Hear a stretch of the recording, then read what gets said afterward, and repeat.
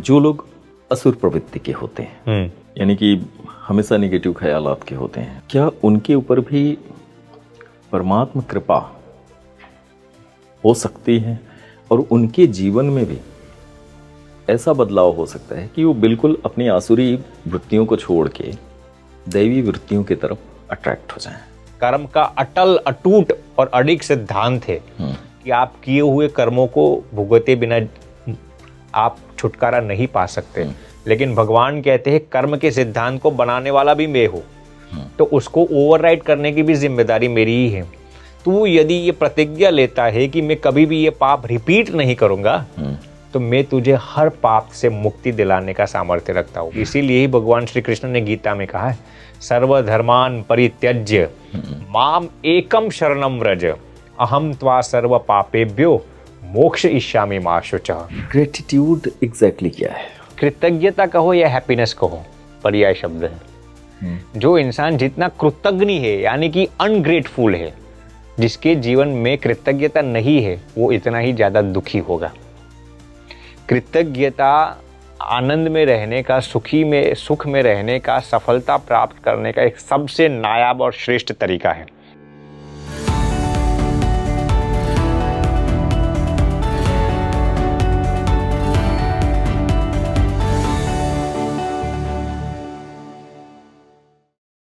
आज हमारे सामने मौजूद हैं अखंड स्वामी जी महाराज, जिनके साथ एक लॉन्ग पॉडकास्ट होना है।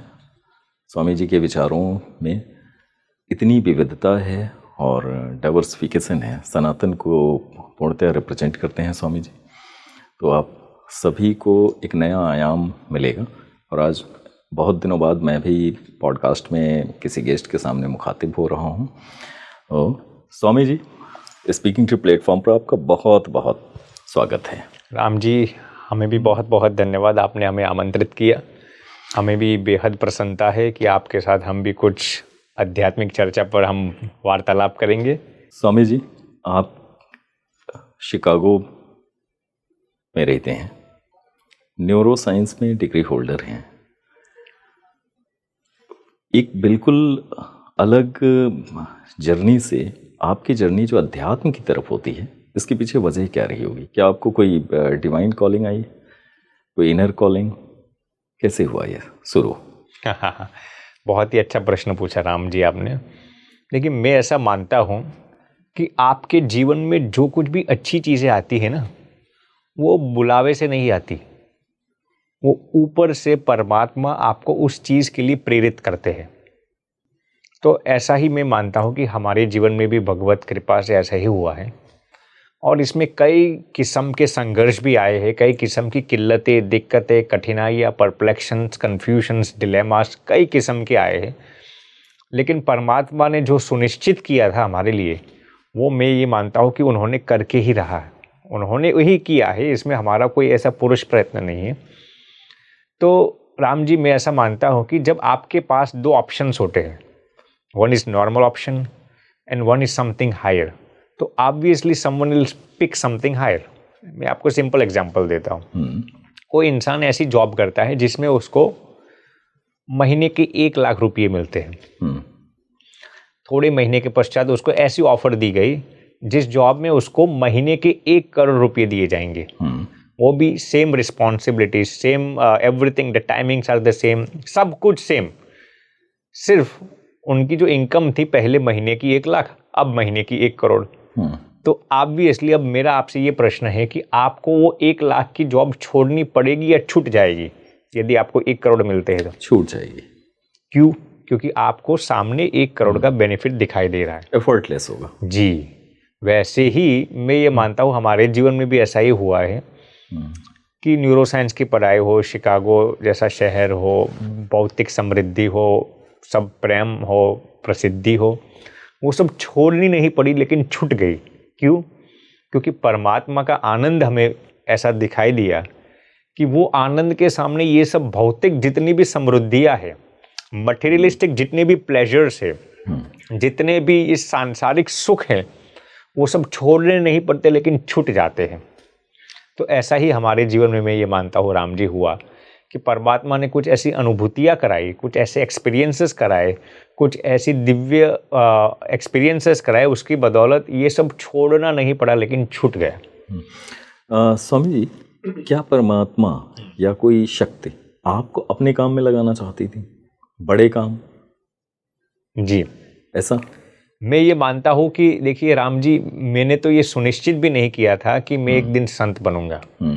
मेरा तो ड्रीम यही था कि एक अच्छा न्यूरो साइंस में पढ़ाई करके मेडिकल फील्ड में जाकर खूब लोगों की सेवा करके पैसे डॉलर्स कमा के फिर समाज के भी सेवा करूंगा। मेरा ये भी विजन और मिशन था कि एक अच्छे सिर्फ मेडिकल फील्ड में जाना, ऐसा नहीं, मेडिकल फील्ड में प्रैक्टिस करके बहुत सारे डॉलर्स कमाने हैं, खुद साथ में कई बिजनेस भी चलाने हैं, और इन सब में से जो भी इनकम आए उसका ज़्यादा हिस्सा डोनेशन में देकर फिर समाज के लिए कुछ करना है। तो संत बनने के विषय में राम जी हमने कभी सोचा ही नहीं था, ऐसा कोई वैराग भी नहीं था। लेकिन एक ऐसी घटना फिर हमारे जीवन में नहीं, लेकिन हमारे करीब के एक मित्र थे, वो अमेरिका में रहते थे। वो he was extremely smart in studies, बहुत ही स्मार्ट थे। स्मार्ट ही थे, इतना ही नहीं, बहुत ही रईस परिवार से वो आ रहे थे। उनके पिताजी भी डॉक्टर थे, माताजी भी डॉक्टर थी, शायद बहन भी डॉक्टर थी। अब ये भी हमारे साथ न्यूरो साइंस में पढ़ाई करते थे, वो भी डॉक्टर बनना चाहते थे। बहुत ही रईस थे, बहुत ही स्मार्ट थे पढ़ने में, लेकिन अनफॉर्चुनेटली एथियस्ट थे, यानी कि वो भगवान पर विश्वास नहीं करने वाले। तो हमारे करीब के मित्र थे, वो कहते थे कि यार तुझे जो कुछ भी चर्चा करनी मेरे साथ कर, लेकिन भगवान की बात कभी मत लाना मेरे साथ। वो कहते हैं मैं हमारे क्रिश्चियनिटी में भी नहीं मानता, तो हिंदुइज्म में मैं क्यों मानूंगा। तो हमारी बहुत जमती थी, हम होमवर्क्स या एग्जाम्स के प्रेपरेशंस भी साथ में करते थे, लेकिन अनफॉर्चुनेटली एथियस्ट थे, एक्सट्रीमली स्मार्ट इन स्टडीज। तो यकायक राम जी एक दिन उन्होंने कॉलेज में, यूनिवर्सिटी में आना बंद कर दिया। एक हफ्ते तक यूनिवर्सिटी में नहीं आए। हमने उनको फ़ोन लगाए, फ़ोन ही नहीं उठा रहे थे। फिर एक दिन यकायक उन्होंने फ़ोन उठा लिया और मैंने कहा कि आप यूनिवर्सिटी में क्यों नहीं आ रहे हो पढ़ने के लिए, हमारी एग्ज़ाम्स आ रही है। वो कहते हैं अब एग्ज़ाम से क्या लेना देना, अब मैं तो थोड़े दिन में मरने वाला हूँ, I am going to die in few weeks, few months. मैंने कहा यार ऐसी मजाक मत करो, मृत्यु की मजाक क्यों करते हो। वो कहते हैं कि यार I am going to die in few months now. तो वो बहुत सीरियस था और बिलखने लगा, रोने लगा, he was weeping, he was crying. तो एक दिन हम उनके घर पे गए और पूछा कि ऐसा क्यों तुम बोलते हो। He showed me the reports and his reports were 4th stage brain tumor. उनके रिपोर्ट्स में 4th स्टेज का ब्रेन ट्यूमर था।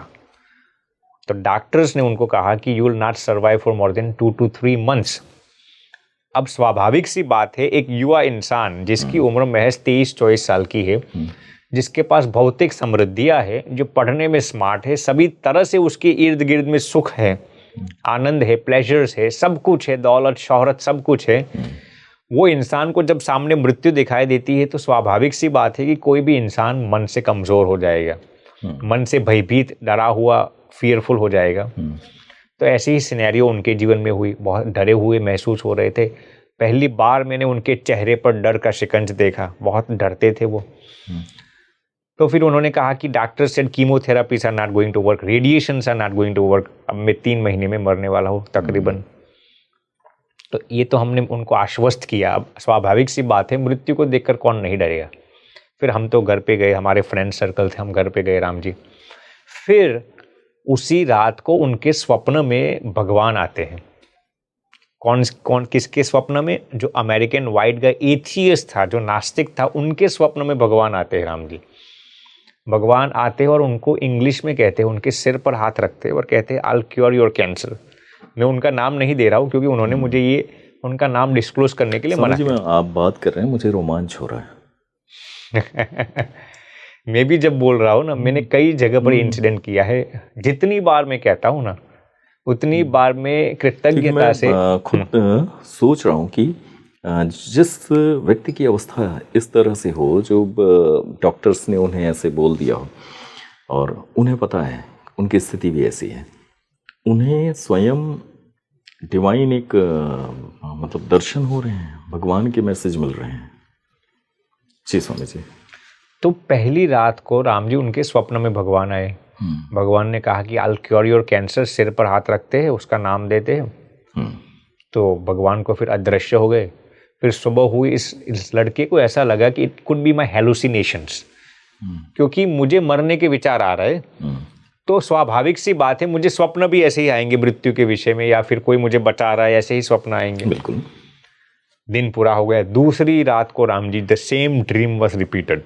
भगवान उसी वस्त्र में आते हैं, उसी आभूषण को धारण करते हैं, इतना दिव्य दिव्य तेजोमय स्वरूप था परमात्मा का, और उनके सिर पर हाथ रखते हैं और कहते हैं कि I'll cure your cancer। उसके साथ इंग्लिश में बात करते हैं। दूसरे दिन की सुबह हुई, ये बंदा को लगा यार ये सब सुपरस्टिशंस और हेलुसिनेशंस है, क्योंकि मुझे मरने के विचार आ रहे। तीसरी रात को वही भगवान, वही वस्त्र, वही आभूषण, वही मुस्कुराहट और वही पॉजिटिविटी के साथ परमात्मा उनको कहते हैं कि I'll cure your cancer, please do not worry. इतना कहकर भगवान अदृश्य हो जाते हैं। अब 3 रात तक वही स्वप्न रिपीट हो रहा है, तो इस बंदे को लगा यार इसमें कुछ होना चाहिए, क्योंकि 3 रात तक वही सपना, वही समय पर, वही आभूषण में कोई दिव्य पुरुष मेरे स्वप्न में आ रहा है। This can not be some hallucinations. तो वो एक दिन कॉलेज में आता है, चौथे दिन फोन करके और हमें मिलता है और कहता है कि it seems as if some Hindu god is coming in my dream and he is telling me that I will cure your cancer. तो हमें भी हंसी आ गई, यार कौन से भगवान तेरे स्वप्न में आएंगे, तू तो नास्तिक है। तो हमें उसकी पात्रता पर यकीन नहीं हो रहा था, क्योंकि वो नास्तिक था, हम तो आस्तिक है, हमारे स्वप्न में कभी भगवान नहीं आए थे, तुम्हारे स्वप्न में क्यों आएंगे। तो उस वक्त गूगल का दौर आ चुका था। हमने गूगल इमेजेस में जाकर उन्होंने लिखा कि हिंदू गॉड्स। तो ये किस सन की बात होगी? ये तकरीबन 2008 के अंत या 2009 की बात है, मोस्ट प्रोबेबली 2008 की बात है। तो कॉलेज में हम कैफेटेरिया में बैठे थे, मुझे आज भी वो दृश्य याद है। फॉल सेमेस्टर शुरू था और बाहर स्नो पड़ रहा था, और फिर उन्होंने गूगल इमेजेस में जाकर लिखा हिंदू गॉड्स। तो कई किस्म के हमारे भगवान आए, गणेश जी आए, हनुमान जी आए, भगवान श्री रामचंद्र जी आए, भगवान किशन जी आए, भगवान स्वामीनारायण, कई किस्म के भगवान आए। तो हमने उनको पूछा ये भगवान थे, ये भगवान थे, ये भगवान थे? नहीं नहीं नहीं। फिर भगवान श्री कृष्ण की वो छवि देखी जिसमें मोर पिंच लगी हुई थी, पीले वस्त्र भगवान ने धारण किए थे। ऐसी एक गूगल इमेजेस में उनको फोटो मिली। कहते ऐसे ही पीताम्बरधारी कोई भगवान थे, ऐसे एग्जैक्ट नहीं थे, लेकिन ऐसा चेहरा बहुत देदीप्यमान था, उनका जो मुस्कुराहट थी वो मुझे खींच लेती थी। तो हमने कहा ये सचमुच भगवान ही आपके स्वप्न में थे। तो फिर वो बंदा कहते लेकिन मैं तो भगवान को मानता नहीं, भगवान मेरे स्वप्न में क्यों आए? मैंने कहा भगवान जिस पर कृपा करना चाहते हैं ना, उसको सामने से खींच लेते हैं परमात्मा। वो कहते हैं लेकिन आई डोंट बिलीव इन गॉड। हमने कहा तू रिपोर्ट करा यार, तेरे रिपोर्ट्स वाकई नॉर्मल आएंगे। वो कहता है कि क्यों मैं जाऊँ, मैं मरने वाला हूँ। तो हम 3-4 लोग थे कैफेटेरिया में, हम सब उसके साथ जाकर शिकागो में एक अस्पताल में जाते हैं, नॉर्थ वेस्टर्न हॉस्पिटल में, वहाँ जाकर उसके सभी रिपोर्ट्स कराते हैं अपॉइंटमेंट लेकर। ब्लड रिपोर्ट, सीटी स्कैन से हमारा सब रिपोर्ट्स कराते हैं। And Ram ji, you will be flabbergasted to harken, आप सुनकर अचंभित हो जाएंगे कि उसका 4 स्टेज का जो ब्रेन ट्यूमर था, वो डॉक्टर्स ने नील डायग्नोसिस किया कि इसमें तो कुछ कैंसर ही नहीं दिखाई दे रहा है। अब जिस डॉक्टर ने डायग्नोसिस किया था उसी डॉक्टर के पास हम गए थे, वही डॉक्टर आज कह रहा है कि उसके रिपोर्ट नील है। Doctor was not ready to believe this, he was not convinced. The doctor said I don't believe in this reports, you better have your reports done somewhere else also. तो 1 हफ्ते के बाद हम दूसरे अस्पताल में जाते हैं और वहाँ पर भी सभी रिपोर्ट्स कराए, और वहाँ पर भी उसके सभी रिपोर्ट्स बिल्कुल कतई नील आ गए। 4 स्टेज ब्रेन ट्यूमर, जिसको डॉक्टर्स कह रहे थे you will not survive for more than 2 months, आज उसके सभी रिपोर्ट्स कतई नील आने लगे। वो लड़का भी अचंभित हो गया, उसके पिताजी, उसके माताजी, बहन, सबको रिपोर्ट्स दिखाता है, ये कैसे हो सकता है। फिर वो कहता है कि हिंदू कोई भगवान श्री कृष्ण है, वो हमारे स्वप्न में आए थे और उन्होंने ऐसा चमत्कार किया। अब उसकी फैमिलीज तो ऑर्थोडॉक्स थी, क्रिश्चियनिटी में से आ रही थी, वो मानने के लिए ही तैयार नहीं थे। वो कहते हैं कि हमारे जीसस तुम्हारे स्वप्न में नहीं आते, और ये हिंदू भगवान कैसे आपके स्वप्न में आ गए। हमने कहा कि भगवान जिस पर कृपा करते हैं ना, उसको कहाँ से सिलेक्ट करते हैं ना, वो किसी को मालूम नहीं होता। तो ये इंसिडेंट के बाद राम जी, हमें ये लगा कि यदि एक नास्तिक के लिए, ये person who is an atheist, उसके लिए भी भगवान इतना कुछ कर सकते हैं, इतनी करुणा बरसा सकते हैं, तो यदि हम हमारा जीवन उनके लिए 100% समर्पित करें तो भगवान की कितनी अनुकंपा हमारे पर होगी। तो जिस वक्त हमारे दिल और दिमाग में संत बनने के विचार आंदोलित हो रहे थे, उसी समय पर ये घटना का सर्जन हुआ और इसी घटना ने हमें एक ऐसा संबल दिया, एक ऐसी प्रेरणा दी, एक ऐसा इनविंसिबल पावर दिया कि हमें लगा कि monkhood is the best way for me. तो वहां से हमने ठान लिया कि मुझे संत बनना है। स्वामी जी, ये तो बहुत ही रोमांचक आपने जो घटना बताई है। एक विचार आ रहा है मेरे मन में। इस तरह की घटना जब किसी के साथ होती है, भले ही वो भगवान पे भरोसा न करता हो, एग्जैक्टली ये मैसेज मिलता क्यों है? वजह क्या होती है? क्या किसी के जीवन में परिवर्तन आना होता है या उसको और कोई जर्नी तय करनी होती है? टाइप आप किसी के सोल पर्पस को बताना, शक्तियाँ ऐसा चाहती हैं। देखिए राम जी, इसमें ये है कि परमात्मा और इंसान के बीच ज़मीन आसमान का इम्तियाज़ है, ज़मीन आसमान का फ़र्क है। हमारे मनुष्य का स्वभाव कैसा है? हम टिट फॉर टैट वाले इंसान हैं, यानी जैसे के साथ तैसे। परमात्मा ऐसे नहीं है।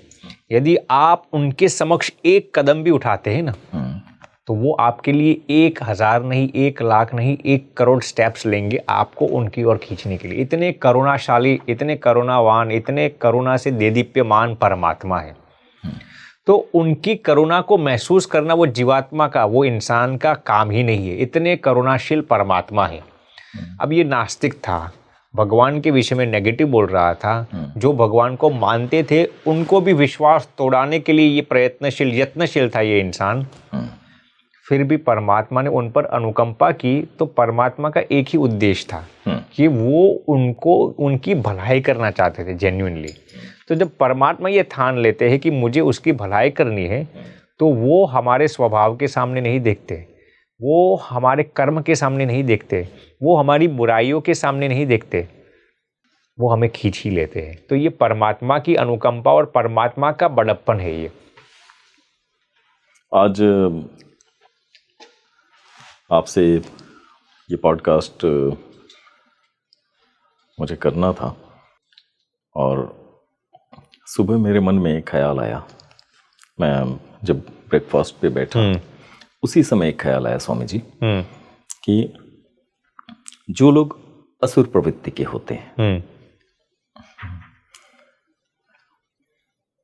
यानी कि हमेशा निगेटिव ख्यालात के होते हैं, क्या उनके ऊपर भी परमात्मा कृपा हो सकती है और उनके जीवन में भी ऐसा बदलाव हो सकता है कि वो बिल्कुल अपनी आसुरी वृत्तियों को छोड़ के दैवी वृत्तियों की तरफ अट्रैक्ट हो जाएं? बिल्कुल हो सकता है, और इसीलिए तो उनको परमात्मा कहा जाता है। मैं आपको एक छोटी सी स्टोरी सुनाता हूँ। भगवान स्वामीनारायण के संकाल में एक जोबन पगी करके एक बहुत बड़ा डाकू था, लुटेरा था।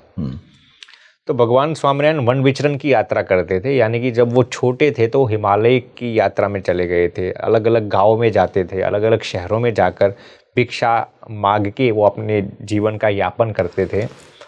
उसी काल की ये घटना है। एक किसी जोबन पगी नाम के डाकू के घर पे वो जाते हैं वड़ताल में, और उनके घर पे एक बड़ी सी कोठी थी, जैसे कि ये स्पीकिंग ट्री का जो इतना बड़ा है ना, उतनी साइज की एक बड़ी कोठी थी उनके घर पे। और उसके अंदर छोटे छोटे कंकड़ रखे हुए थे, छोटे छोटे पत्थर रखे गए थे, इतनी साइज के। राम जी, पूरा छलोछल भरा हुआ था पत्थरों से, छोटे छोटे कंकड़ों से। फिर भगवान पूछते हैं कि यार नॉर्मली तो कोई इंसान इसके अंदर अन्न रखता है, गेहूं रखता है या फिर कुछ भी रखता है ताकि वो रसोई बना सके, लेकिन तूने इसके अंदर छोटे छोटे कंकड़ क्यों रखे? फिर वो जो जोबन पगी नाम का डाकू था ना, वो जवाब देता है परमात्मा को, ये पत्थर नहीं है, ये कंकड़ नहीं है, ये जितने लोगों की मैंने हत्या की है ना, जब भी मैं किसी की हत्या करता हूं, किसी को मार देता हूं ना, तो एक छोटा सा पत्थर इसके अंदर डाल देता हूं। भगवान कहते ये कितने पत्थर हैं? वो कहते हैं मैंने आज तक गिना नहीं। अब आप उस पूरी कोठी के अंदर जितने भी छोटे छोटे कंकड़ थे उनको गिनेंगे तो अनगिनत थे। इतना पापी इंसान ये था, कहने का तात्पर्य। आप विचार कीजिए, आप उहापोह कीजिए कि छोटे छोटे कंकड़ एक 7-8 फीट की कोठी के अंदर जो बड़ी सी थी, इसके अंदर कितने कंकड़ होंगे? हजारों सैकड़ों होंगे ना। इतने मर्डर किए थे उसने, इतने लोगों का खून बहाया था। अब ऐसा पापी इंसान भी भगवान की शरण में आता है और कहता है कि मैंने आज तक बहुत पाप किए हैं। भगवान कहता है मेरा नाम शरणागत वत्सल है, यानी कि मैं किसी के पाप कर्मों को नहीं देखता, मैं शरणागति देता हूं। एक शर्त से मैं तेरे सभी पाप को नष्ट कर दूंगा, एक शर्त से। वो कहता है कौन सी शर्त? वो डाकू कहता है यदि तुझे अपनी भूल का पश्चाताप हो रहा है, यदि तू ये प्रतिज्ञा लेता है कि आज के बाद मैं ये पाप कभी भी नहीं करूंगा, तो मैं तुम्हारे सभी पापों को नष्ट करने का सामर्थ्य रखता हूं। वैसे तो कहा गया है कि किए हुए कर्मों को भुगतना ही पड़ता है। कर्म का अटल अटूट और अडिग सिद्धांत है कि आप किए हुए कर्मों को भुगते बिना आप छुटकारा नहीं पा सकते। लेकिन भगवान कहते हैं कर्म के सिद्धांत को बनाने वाला भी मैं हूं, तो उसको ओवरराइड करने की भी जिम्मेदारी मेरी ही है। तू यदि ये प्रतिज्ञा लेता है कि मैं कभी भी ये पाप रिपीट नहीं करूंगा, तो मैं तुझे हर पाप से मुक्ति दिलाने का सामर्थ्य रखता हूँ। वो जोबनपगी डाकू सुनिश्चित करता है कि हे प्रभु, आज के बाद मैं कभी भी इस पाप को कभी भी नहीं करूँगा। किसी को मारने की बात तो दूर रही, कोई किसी को मारता होगा ना, मैं उसकी रक्षा करूँगा। तो वो जोबनपगी उस दिन से प्रतिज्ञा लेता है राम जी, और उस दिन भगवान शरणागत वत्सल होकर उसके सभी पापों को नष्ट करते हैं। इसीलिए ही भगवान श्री कृष्ण ने गीता में कहा है सर्वधर्मान परित्यज्य माम एकम शरणम व्रज अहम त्वा सर्व पापेभ्यो मोक्ष इष्यामि मा शुचः। फिर वो जोबनपगी जो डाकू था, उनकी अंत अवस्था जब आती है ना, वृद्ध काल में, तब भगवान उनको अपने धाम में लेने के लिए साक्षात प्रकट आते हैं रथ लेकर, और कहते हैं कि मैं तुझे मेरे घर पे लेने के लिए आया हूँ। तो ये सामर्थ्य है, ये शरणागत वत्सल परमात्मा है। देखिए, परमात्मा हमारे कर्मों को इतना ज्यादा महत्व नहीं देते जितने हम एक इंसान दूसरे इंसान के स्वभाव पर भार देता है। परमात्मा हमारे इंटेंशन को देखते हैं, हमारे प्रेजेंटेशन को नहीं। अक्सर लोग हमारे प्रेजेंटेशन को देखते हैं, इंटेंशन को नहीं। लेकिन एक परमात्मा ऐसे है जो हमारे इंटेंशन को देखते हैं। तो ये बात है राम जी, आपने जो प्रश्न पूछा, यदि आपका मकसद क्लियर हो, आपका इंटेंशन साफ हो, आप दिल से पश्चाताप करते हैं आपकी गलतियों के लिए, तो परमात्मा दिल से आपको क्षमा देने के लिए ही बैठे हुए हैं। स्वामी जी, अभी आपने भगवान स्वामी नारायण की बात की जी, और आप स्वयं स्वामी भगवान स्वामी नारायण मत में दीक्षित हैं। हमारे ऑडियंसेस को बहुत अच्छा लगेगा अगर आप भगवान स्वामी नारायण की जर्नी और जो उनकी अलौकिक यात्रा रही है उस बारे में, और उनकी थोड़ी हिमालयन जर्नी के बारे में जी बताएं। जी राम जी, भगवान स्वामीनारायण का जन्म 1781 एडी में हुआ था। यानी कि आज से तकरीबन 225-250 साल के आसपास पहले हुआ था।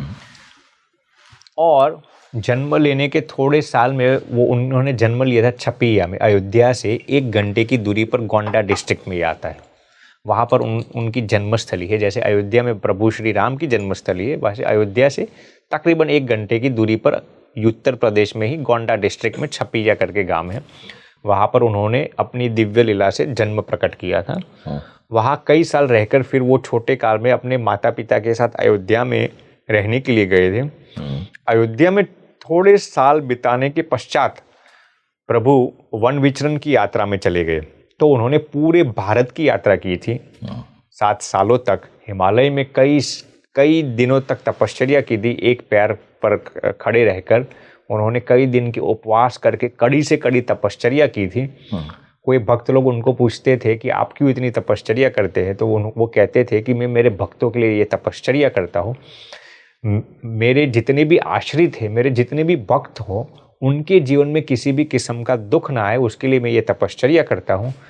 फिर तपश्चर्या कई 7 साल तक तपश्चर्या करने के पश्चात वो गुजरात में एक लॉज करके सौराष्ट्र के इर्द गिर्द में एक गांव है, वहाँ पर आते हैं और अपने गुरु श्री रामानंद स्वामी ऐसी लीला करते हैं कि अपने गुरु एक रामानंद स्वामी करके एक बहुत समर्थ संत थे, उनको अपना गुरु बनाकर उनके पास से दीक्षा लेते हैं।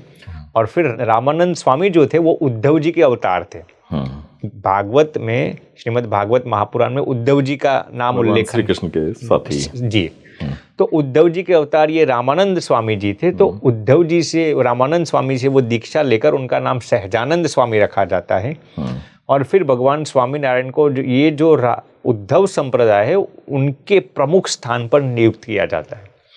फिर भगवान स्वामीनारायण अलग अलग गांवों में, अलग अलग शहरों में विचरण करके उस जमाने में जितने भी अंधश्रद्धाएं थी, जैसे कि दूध पीती की व्यवस्थाएं थी, जैसे कि सती प्रथा थी, जितनी भी खराब प्रथाएं थी, दूध पीती, बच्चियों को मार डालना, ये सब जितने भी व्यसन उस जमाने में थे, भगवान स्वामीनारायण ने उन व्यसनों को दरकिनार किया। समाज में एक, जैसे कि उस जमाने में लोग शौच क्रिया करके स्नान भी नहीं करते थे, तो ऐसी ऐसी जितनी भी कुप्रथाएं थी उन सब को दरकिनार करके भगवान ने पहले उनको मानव बनाकर फिर उनके अंदर सत्संग और अध्यात्म से अभी नवायमान किया। भगवान स्वामीनारायण के संकाल में उन्होंने हमारे जैसे, हम तो बहुत छोटे हैं, लेकिन ऐसे कई समर्थ संत उनकी शरणागति में थे, जैसे गोपालानंद स्वामी, मुक्तानंद स्वामी, ऐसे 500 से कई अधिक संतों को उन्होंने दीक्षा दी। और उनके संकाल में 5 लाख जितने भक्त लोग थे उनके संकाल में, आज से 200-250 साल पहले की मैं ये बात करता हूँ। तो भगवान स्वामीनारायण फिर ऐसी कई किस्म की लीलाएं करके उन्होंने अपने ही संकाल में 6 मंदिर बनाए थे। अहमदाबाद में एक वड़ताल करके है, एक जूनागढ़ करके है, गढ़पुर करके है, भूज करके है, ऐसे 6 जगह पर उन्होंने मंदिरों का प्रस्थापन किया था। कई भक्तों को उन्होंने सुनिर्मित किया था। फिर उन्होंने 1830 AD में अपनी जीवन यात्रा को अंतर्धान के रूप में वो अपने धाम में फिर वापस गए। वर्ष 1830 जी, जिसको कहूँ जी। स्वामी जी, भगवान स्वामीनारायण मत अभी तो मुझे लगता है कि देश दुनिया में करोड़ों फॉलोअर्स हैं। यहाँ दिल्ली में मौजूद जो अक्षरधाम मंदिर है ये भी काफ़ी इसी के प्रति, मतलब और भी जगहों पे ये चीज़ बनाई जा रही है इस मत की। इस मत का जो मुख्य टीचिंग क्या है जी? क्योंकि मैं ये चाहता हूँ स्वामी जी कि ऑडियंसेस पहली बार इस तरह के पॉडकास्ट में हमारे यहाँ बिल्कुल स्पीकिंग ट्री पर रूबरू हो रहे हैं और संयोग से आप उस मत में दीक्षित हैं, तो इसकी मुख्य टीचिंग्स के बारे में जरूर बताएं। बिल्कुल। यदि इसको आप 2 विभाजन में विभाजित करें तो एक हो गए गृहस्थी लोग और एक हो गए सन्यासी लोग हमारे जैसे। गृहस्थ यानी जो गृहस्थाश्रम में रहकर अध्यात्म की ओर अग्रसर है, जैसे कि जो शादीशुदा लोग हो, जिसके परिवार हो, जो व्यापार करते हो, जो बिजनेस करते हो, वो गृहस्थी में आ गए। और हम सन्यासी आ गए जो शादी नहीं करते, जो ब्रह्मचर्य का पालन करते हैं, जिनका पूरा जीवन समाज के लिए समर्पित होता है, तो हम सन्यासी। अब जो गृहस्थी लोग हैं उनका में जो उनके जो रूल्स होते हैं वे मैं आपको बताता हूँ जी। सबसे पहला उनका होता है कि नॉनवेज न खाना, शुद्ध रूप से शाकाहार का फॉलो करना, वो उनके जीवन का पहला नियम होता है। दूसरा नियम ये होता है कि किसी भी किस्म का शराब न लेना, दारू, शराब, बियर, वाइन, विस्की, अल्कोहल, जो कुछ भी हो, मद्य टाइप अप की व्यसन न रखना हुआ। फिर उसमें कोई भी किस्म का व्यसन आ गया, सिर्फ शराब का नहीं, पान मसाला, गुटखा, सिगरेट, इवन कुछ लोग तो चाय भी नहीं पीते, तो ये दूसरा। तीसरा है अडल्ट्री न करना, यानी कि व्यभिचार न करना, पर स्त्री गमन न करना। अपनी पत्नी के अतिरिक्त इस दुनिया में जितनी भी महिलाएं हैं उनके प्रति या तो माता की भावना करना, बहन की भावना करना या बेटी की भावना करना। तो ये तीसरा नियम हो गया अडल्ट्री, यानी कि व्यभिचार किसी भी प्रकार का न करना। और same rules applies for females as well. अपने पति के अतिरिक्त किसी पुरुष को गलत दृष्टि से न देखना, वो महिलाओं के लिए हो गया। चौथा नियम हो गया किसी भी किस्म की चोरी न करना, यानी कि गवर्नमेंट की टैक्स की चोरी हो, अपने बिजनेस पार्टनर के साथ किसी भी प्रकार की चोरी न करना, पैसों की चोरी न करना, धन दौलत सोने चांदी किसी भी प्रकार की चोरी न करना, ये गृहस्थों के नियम है। पहला हो गया दारू न लेना, दूसरा हो गया नॉनवेज न खाना, व्यभिचार न करना और किसी भी प्रकार की चोरी न करना। और ऐसे लोग जो होते हैं ना, जो ये सब करते हैं, उनकी संगति में न रहना, वो भी एक नियम है। तो ये गृहस्थों के 5 नियम हो गए। अब जो सन्यासी है, हमारे लोगों के जो नियम है वो उनसे कई गुना कठिन है, क्योंकि हमारे जीवन में एक सेल्फ डिसिप्लिन भगवान ने रखा है, क्योंकि हमारे जीवन के आधार पर हजारों लाखों लोग हमें देखकर जीते होते हैं। तो हमारे जीवन का पहला नियम और सबसे प्रमुख नियम होता है ब्रह्मचर्य का। यानी कि इस दुनिया में किसी को देखकर, किसी महिला को देखकर गलत दृष्टि से उनको न देखना। यदि उनको देखकर आपके अंदर एक सेक्सुअल डिजायर भी आ जाए ना, डिजायर एक विचार भी आ जाए ना, तब भी आपको एक निरंतर उपवास करना पड़ता है। इस दुनिया की किसी भी महिला को देखकर गलत दृष्टि से न देखना। कोई भी खराब विचार आ जाए उनको देखकर, तो एक उपवास करना पड़ जाए। क्योंकि संत का जीवन का सबसे प्रमुख नियम ब्रह्मचर्य क्या है? जिसके जीवन में ब्रह्मचर्य है वो अजेय है, वो अपराजित है। जिसके जीवन में ब्रह्मचर्य है वो तेजोमय है। उसी का उपदेश दूसरों के जीवन को असर डालते हैं। तो सबसे प्रमुख नियम है ब्रह्मचर्य। दूसरा है धन के विषय में, यानी कि पैसे को एक्यूमुलेशन करने की कोई मंशा न रखना। जैसे कि हम इंस्टीट्यूशंस चलाते हैं, कई प्रकार की अस्पताल या फिर मंदिर चलाते हैं, तो वो ट्रस्ट के जरिए चलता है। हमारे पर्सनल, यदि हम कहें कि मुझे इतना दौलत चाहिए, इतने पैसे चाहिए, यदि आपको पैसे अपने लिए एक्यूमुलेशन करने का विचार भी आ जाए, आपको एक उपवास करना पड़ता है। ये दूसरा नियम। तीसरा नियम क्या है? तो तीसरा नियम है निस्वाद वर्तमान, यानी कि आप जो कुछ भी भोजन लेते हैं वो स्वाद के लिए नहीं, लेकिन जीने के लिए, एनर्जी के लिए आपको भोजन लेना है। ऐसा नहीं आज तो ये खाना है, ये खाना है, ये खाना है, ऐसा नहीं। आप जो कुछ भी भोजन लेते हैं वो पवित्रता से भगवत स्मरण करके इस शरीर के निर्वहन के लिए आपको लेना है। ये तीसरा नियम। चौथा नियम होता है नॉन अटैचमेंट, यानी कि इस दुनिया में आपको किसी के साथ अटैचमेंट नहीं रखना। प्रेम जरूर रखना है, लेकिन अटैचमेंट नहीं रखना, आसक्ति नहीं रखना, मोह नहीं रखना। जैसे कि हमारा ये भी नियम होता है कि हम संन्यास ग्रहण करने के बाद अपने घर पे भी नहीं जाते, अपने माता पिता के साथ भी हम संपर्क नहीं रख सकते। तो ये चौथा नियम होता है कि किसी के साथ अटैचमेंट नहीं रखना, क्योंकि इसका नियम है यदि आप एक जगह पर अटैचमेंट रखोगे तो दूसरों के साथ आपको डिटैचमेंट हो जाएगा। एक जगह पर आप डिटैच्ड हो तो एक जगह पर अटैच्ड हो जाओगे। तो न तो अटैचमेंट रखना है, ना ही डिटैचमेंट। सबके अंदर परमात्मा के दर्शन करके, सभी स्त्री पुरुष भाई बहन जड़ चेतन सबके अंदर परमात्मा का दर्शन करना है। ये चौथा नियम। और पांचवा और सबसे कठिन है निर्माण वर्तमान, यानी कि कोई आपका तिरस्कार करे, कोई आपको अपमानित करे, कोई आपका ताड़न करे, कोई आपको मारे, कोई आपको किसी भी शब्दों में गालियां बोले, तो आपको उसको रिएक्ट नहीं करना। उसके साथ गालियां बोलकर, उसको ऐसा बोलकर रिएक्ट नहीं करना। किसी ने आपको एक थप्पड़ मारी तो आपको उसको थप्पड़ नहीं मारनी, लेकिन उसको क्षमा कर देना है, माफी देनी है उसको। इससे भी आगे माफी देने के पश्चात भी भगवान से ये प्रार्थना करनी है, भगवान आप उसकी भी भलाई करना। तो ये सबसे कठिन नियम है। देखिए, टिट फॉर टैट तो नहीं करना। कोई आपके साथ गलत वर्तन करे, आपके साथ ईर्ष्या करे, आपको मारने का भी विचार करे, तो आपको उसको मारना नहीं है। ये तो पहला स्टेप हो गया। दूसरा स्टेप क्या? आपको उसको माफी देनी है। उससे भी आगे क्या है? फॉरगिव करने के बाद भी उसकी भलाई के विचार करना है। जो आपके साथ ईर्ष्या रखता हो, आपको गिराना चाहते हो, जो आपकी बेइज्जती करना चाहते हो, उसकी इज्जत के लिए आपको भगवान को प्रार्थना करनी है। तो ये सबसे कठिन नियम है। और संतों के ये 5 प्रमुख नियम है। पहला हो गया ब्रह्मचर्य का, दूसरा होना कि खाने में आसक्ति न होना, तीसरा किसी व्यक्ति के प्रति मोह या अटैचमेंट न होना, चौथा धन में आसक्ति न होना, और पांचवा किसी भी प्रकार का ईगो, अहंकार न होना।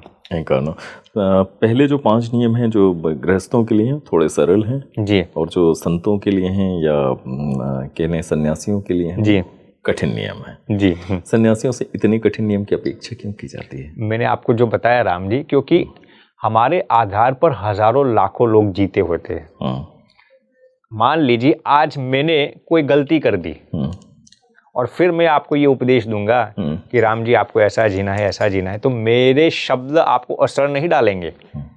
भले ही मैं आपको बहुत ही वो भाषा में बोलूं, आपको मेरे शब्द असर नहीं करेंगे। क्यों? क्योंकि मेरे जीवन में वो चरितार्थ नहीं है। मान लीजिए मैं किसी को कहूँगा कि आपको सरल रहना है, दूसरों को माफ़ी देनी है, दूसरों को माफ़ कर देना है, ग्रेटिट्यूड से जीना है। यदि मैं ही किसी को माफ़ नहीं कर पाता तो मैं आपको उपदेश दूंगा तो मेरे शब्द आपको असर नहीं करेंगे, प्रभाव नहीं करेंगे, किसी के जीवन में परिवर्तन नहीं ला सकेंगे। इसीलिए ही भगवान ने ये कहा है कि आपका वर्तन शुद्ध होना चाहिए। आपका जीवन चरित्र शुद्ध होगा ना, तो आपको बोलना नहीं भी आता होगा ना, फिर भी आपके जीवन से दूसरों के जीवन में तब्दीली आ जाएगी। इसीलिए संतों के पास ये अपेक्षा रखी गई। स्वामी जी, भगवान स्वामीनारायण जी का जीवन जो है उसके बारे में मैंने सुना है कुछ कि उनके पास बड़े अलौकिक पावर्स थी, मिस्टिकल कुछ उनकी साधनाएं थी। इस बारे में कुछ आपसे जानने को मिल सकता है? जी बिल्कुल। देखिए, भगवान तो भगवान होते हैं, अब उनके पास तो अनगिनत मिस्टिकल पावर्स होते हैं, अनगिनत शक्तियाँ होती है। देखिए, शास्त्रों में राम जी भगवान के लिए एक बात बताई गई है, कर्तुम अकर्तुम अन्यथा कर्तुम समर्थः, इनको भगवान कहते हैं। अब मैं आपको सरल भाषा में इसका अर्थ समझाता हूँ। कर्तुम यानी कि करने के लिए, भगवान कुछ भी करने के लिए समर्थ है।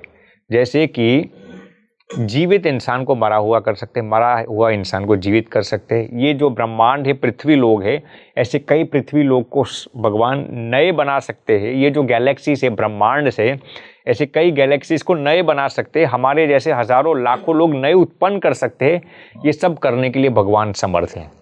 दूसरा, अकर्तुम यानी कि किसी भी चीज को न होने के लिए भी, न होने देने के लिए भी भगवान समर्थ है।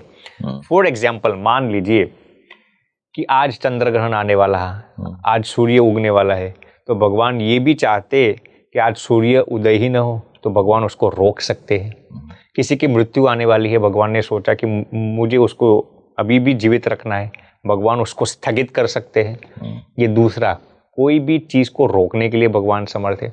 और तीसरी और सबसे महत्वपूर्ण चीज़, भगवान अन्यथा कर्तुम समर्थ है, यानी कि जो इस दुनिया में व्यवस्था ही नहीं है, उस व्यवस्था को निर्माण करने के लिए भी भगवान समर्थ है। जैसे कि इस पानी की बोतल को भगवान इंसान बना सकते हैं, किसी इंसान को ये कप बना सकते हैं, टेबल को भगवान चेतन बना सकते हैं, चेतन को जड़ बना सकते हैं।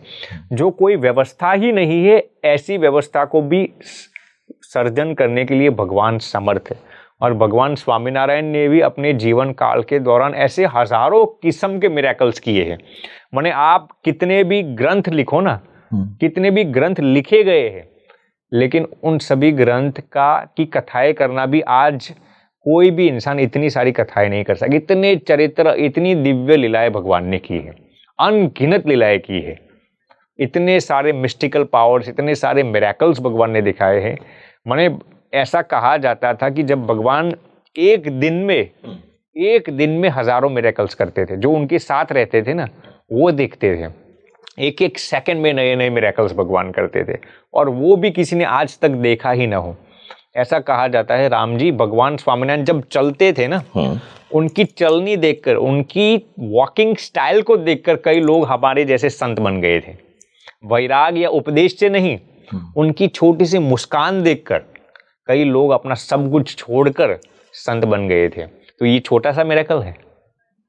तो ऐसे तो हजारों किस्म के मिरेकल्स भगवान स्वामीनारायण ने अपने जीवन काल के दौरान प्रदर्शित किए थे, और इसीलिए उनके जीवन काल के दौरान ही हजारों लाखों भक्त लोग बन गए थे जो उनको परमात्मा मानते हो।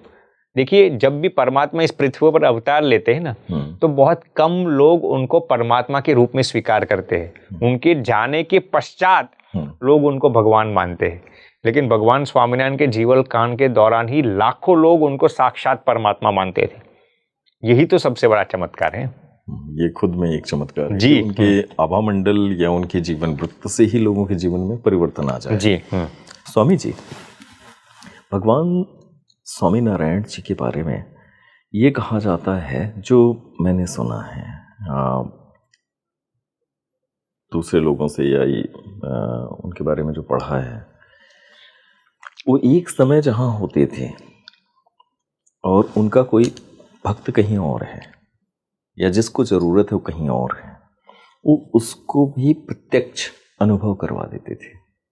किसी के मैं इसको कोई शब्द दे सकता हूँ जस्ट कि अपनी उपस्थिति या अपनी कृपा से लोगों के जीवन में बदलाव कहीं भी है। हाँ? और जैसे अगर कोई विदेश में बैठा है या हिंदुस्तान के ही किसी कोने में है, कहीं भी कोई भक्त, और वो बस भगवान को याद कर रहा है और वो मौजूद है, ऐसा कोई वाकया, कोई अनुभव स्वामी जी बताएं? ऐसे तो कई अनुभव है जिसको हम समाधि कहते थे। भगवान स्वामीनारायण ने इसको शब्द दिया था समाधि प्रकरण। यानी कि कई बार भगवान ने ऐसे चमत्कार दिखाए हैं, जैसे कि कोई एक इंसान था, अब वो यहाँ पर बहुत पाप कर्म करता था। एक राजा था बड़ा जूनागढ़ का, वो बहुत पाप कर्म कर लोगों को हैरान करता था, लोगों को दुखी करता था, टैक्स लेने के पश्चात समाज की सेवा नहीं करता था, लोगों को यूं ही जेल में डाल देता था, खून करवाता था। वो राजा था। तो एक दिन भगवान ने उसको समाधि करवाई। समाधि मने उसका शरीर यहीं पर था, उसकी आत्मा को यमपुरी में भेज दी भगवान ने। और यमदूत, जो हम कहते हैं ना नरक, स्वर्ग और नरक होता है, तो यमपुरी में उसको भेज दिया भगवान ने। और वहाँ पर कई यमदूत उसको मारते थे, टाड़ते थे, उसका खून पीते थे, उसको पकड़ पकड़ कर वो डंडे से मारते थे। भगवान ने उसको प्रत्यक्ष ऐसा समाधि में दिखाया कि तूने इस पाप कर्म को किया है, इसलिए तुझे ये पाप भुगतना पड़ेगा। इस व्यक्ति को हैरान किया था, इसलिए वो व्यक्ति उस रूप को धारण करके यमपुरी में उसको मार रहा था। ऐसा इतना ताड़न किया उसका। फिर भगवान उसको 1 घंटे के बाद जगाते हैं और वहाँ पर जूनागढ़ में वही बैठता है और फिर कहता है कि भगवान, मैंने बहुत पाप किए, मैंने कई लोगों को हैरान किया, मैंने कई गलत कर्म किए हैं, लेकिन मैंने आज देख लिया कि मैं भगवान जैसी चीज़ को मानता नहीं था, मैं यमपुरी को नहीं मानता था, मैं यमदूतों को नहीं मानता था, मैं नरक जैसी कोई चीज़ को नहीं मानता था। तो आपने मुझे साक्षात ये दिखा दिया, इसी शरीर में आपने मुझे दिखा दिया कि स्वर्ग भी होता है, नरक भी होता है, भगवान का धाम भी होता है। यदि आप इस जन्म में खराब कर्म करेंगे तो आपको इसका दंड भी मिलेगा। वो भगवान उसको इसी जन्म में, इसी शरीर में समाधि के जरिए दिखाते हैं, तो वो सीधा हो जाता है। तो ऐसे तो कई चमत्कार हैं जिसको भगवान स्वामीनारायण ने समाधि का प्रकरण नाम दिया था। समाधि का प्रकरण जी। एक दूसरी बहन थी, उनका नाम था पुतली बहन, पुराने जमाने का नाम है। अब उनको एक रामानंद स्वामी जी करके एक संत थे, उन्होंने, पुराने ज़माने में तो पैसे नहीं थे, तो वो जो कॉइन्स होते हैं ना, गोल्ड कॉइन्स के जरिए धन का व्यवहार होता था।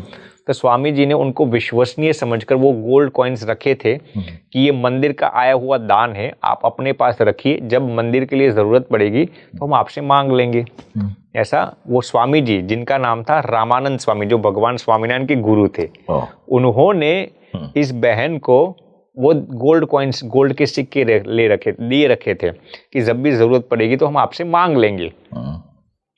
थोड़ा समय हो गया, फिर स्वामी जी को उस गोल्ड कॉइन्स की ज़रूरत पड़ी मंदिर निर्माण के लिए या मंदिर के लिए।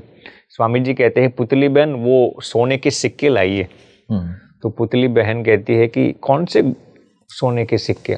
स्वामी जी ने कहा, मैंने आपको इतने साल पहले दिए थे ना वो मंदिर के, जो जिसको हम धर्मादा कहते हैं, मंदिर में आया हुआ धन जिसको धर्मादा कहा जाता है, वो मंदिर का है, तो हमने आपको संजोए रखने के लिए कहा था, जब भी जरूरत पड़ेगी हम आपसे मांग लेंगे। पुतली बहन कहती है कि कौन से सोने के सिक्के? वो ऐसा बिहेव करने लगी जैसे कि रामानंद स्वामी ने उनको कुछ दिया ही ना हो, क्योंकि वो रखना चाहती थी उस धन को, पराये धन को। स्वामी जी ने कहा, हमने आपको इतने समय पहले दिया था। वो मानने के लिए तैयार नहीं थी। मरने के बाद वो पुतली बाई यमपुरी में जाते ही यमदूत नरक में उसको इतनी पिटाई करते हैं कि वो असह्य पीड़ा से गुजर रही थी। अब ये कैसे मालूम पड़ा कि वो यमपुरी में गई? तो उनके करीब के रिश्तेदार थे गोवर्धन भाई, उनका नाम था गोवर्धन जी। तो उस वक्त भगवान वन विचरण के दौरान गोवर्धन जी के घर पे जाते हैं और गोवर्धन जी कहते हैं कि हमारी जो बात थी, जो मैया थी, उनका शरीर त्याग हुआ इतने दिन हो गए, 11-12 दिन कुछ हो गए थे। तो आज उनकी 13वीं की दिन है, तो आप प्रसाद ग्रहण कीजिए। भगवान ने कहा हम प्रसाद ग्रहण नहीं करेंगे। फिर वो गोवर्धन भाई कहते हैं कि हमारी माँ बहुत समर्थ थी, बहुत भगवान की भक्त थी, रामानंद स्वामी की शिष्या थी और बहुत भक्ति वाली थी। भगवान कहते हैं लेकिन वो हमारे घर पे नहीं आई, वो धाम में नहीं गई, वो स्वर्ग में नहीं गई, वो यमदूतों का मार से बहुत दुखी हो रही है। यमदूत उसका बहुत ताड़न करते हैं। गोवर्धन भाई चौंक गए, ये कैसे हो सकता है? आपको कैसे मालूम पड़ा कि हमारी माता नरक में गई? भगवान ने उस गोवर्धन भाई को समाधि कराई। समाधि कराई और दिखाया कि आपकी जो पुतली बा है वो नरक में यमदूतों का मार खा खा कर इतनी परेशान हो गई है, इतनी परेशान हो गई है। फिर गोवर्धन भाई उसको समाधि में पूछते हैं नरक में जाकर, बा आप तो इतने भगवान के भक्त थे, भगवान के इतनी आस्था रखते थे, रामानंद स्वामी की आप शिष्या थी, फिर भी आपको नरक में क्यों जाना पड़ा? फिर पुतली बाई बिलखते बिलखते बहुत ही व्यथित आवाज में वो कहती है कि मैंने ऐसी घटना के कारण मुझे नरक में जाना पड़ा। रामानंद स्वामी जी ने मुझे सोने के सिक्के दिए थे और मैंने उस मंदिर का धन चुरा लिया है, इसी पाप की बदौलत मुझे नरक में जाना पड़ा है। अद्भुत। फिर वो पुतली बाई वो गोवर्धन भाई को कहती है कि यहाँ पर धन रखा हुआ है, आप रामानंद स्वामी को दे दीजिए।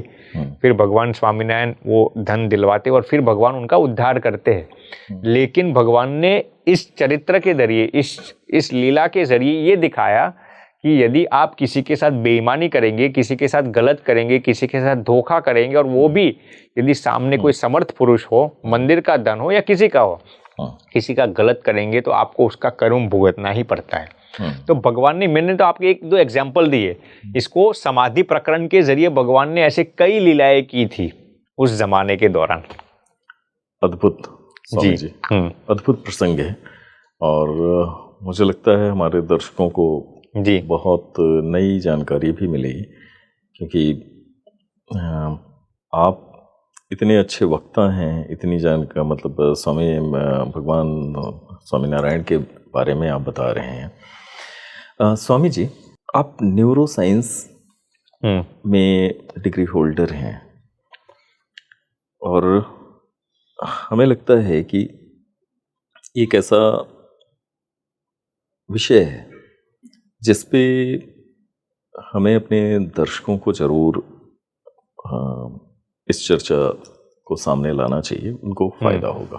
पावर ऑफ संकल्प, इसका सनातन में बड़ा जिक्र किया जाता है। हर एक साधना या कोई मंत्र सिद्धि या हम किसी भी काम को अगर करने जाते हैं तो संकल्प से ही शुरुआत करते हैं। वास्तव में इसको पढ़ाया कैसे जा सकता है? फोकस टाइप ऑफ, हम अपने किसी गोल को प्राप्त करना चाहते हैं तो हम इस संकल्प को मजबूत कैसे करें? इस पर मैं आपके मैंने कैसे प्रकार के संकल्प जस्ट हमें किसी अपने गोल को अचीव करना है और हम चाहते हैं कि हमने इतने दिनों में इस लक्ष्य को प्राप्त करूं। मैं उस लक्ष्य से बार बार भटकता हूं, मन एकाग्र नहीं होता, या दुनियावी प्रलोभन हमें विचलित कर देते हैं। क्या कोई ऐसी टेक्निक होती है जिससे हम अपने उस संकल्प शक्ति को बढ़ा सकें, अपने काम करने के तरीकों को मजबूत कर सकें और उस लक्ष्य तक पहुंच सकें? बिल्कुल सही बताया आपने। देखिए राम जी, पहले तो आपने जो बताया संकल्प शब्द, वो अपने आप में ही एक बहुत ही पावरफुल शब्द है। आपके जीवन में एक संकल्प होता है कि मुझे ये करना है, मुझे ये करना है, लेकिन वो संकल्प कौन सी बुनियाद पर टिकता है जानते हो? एकाग्रता की बुनियाद पर, कंसंट्रेशन की बुनियाद पर, फोकस की बुनियाद पर। मान लीजिए किसी छात्र ने ये सुनिश्चित किया कि I would like to become a doctor. अब वो संकल्प तो बना लिया, लेकिन उस संकल्प को सिद्ध करने के लिए उसके पास एकाग्रता का पावर ही नहीं होगा, कंसंट्रेशन का पावर नहीं होगा, फोकस का पावर नहीं होगा, तो वो संकल्प कभी भी सिद्ध नहीं हो पाएगा। सही बात है ना? बिल्कुल। तो मैं ये मानता हूँ राम जी की इस दुनिया का सबसे बड़ा पावर क्या है जानते हो? फोकस। इस दुनिया की सबसे बड़ी शक्ति क्या है जानते हो? कंसंट्रेशन, एकाग्रता। जिसके पास कोई भी चीज करने की एकाग्रता आ गई ना, वो इस दुनिया में उस चीज को प्राप्त करके ही रहेगा।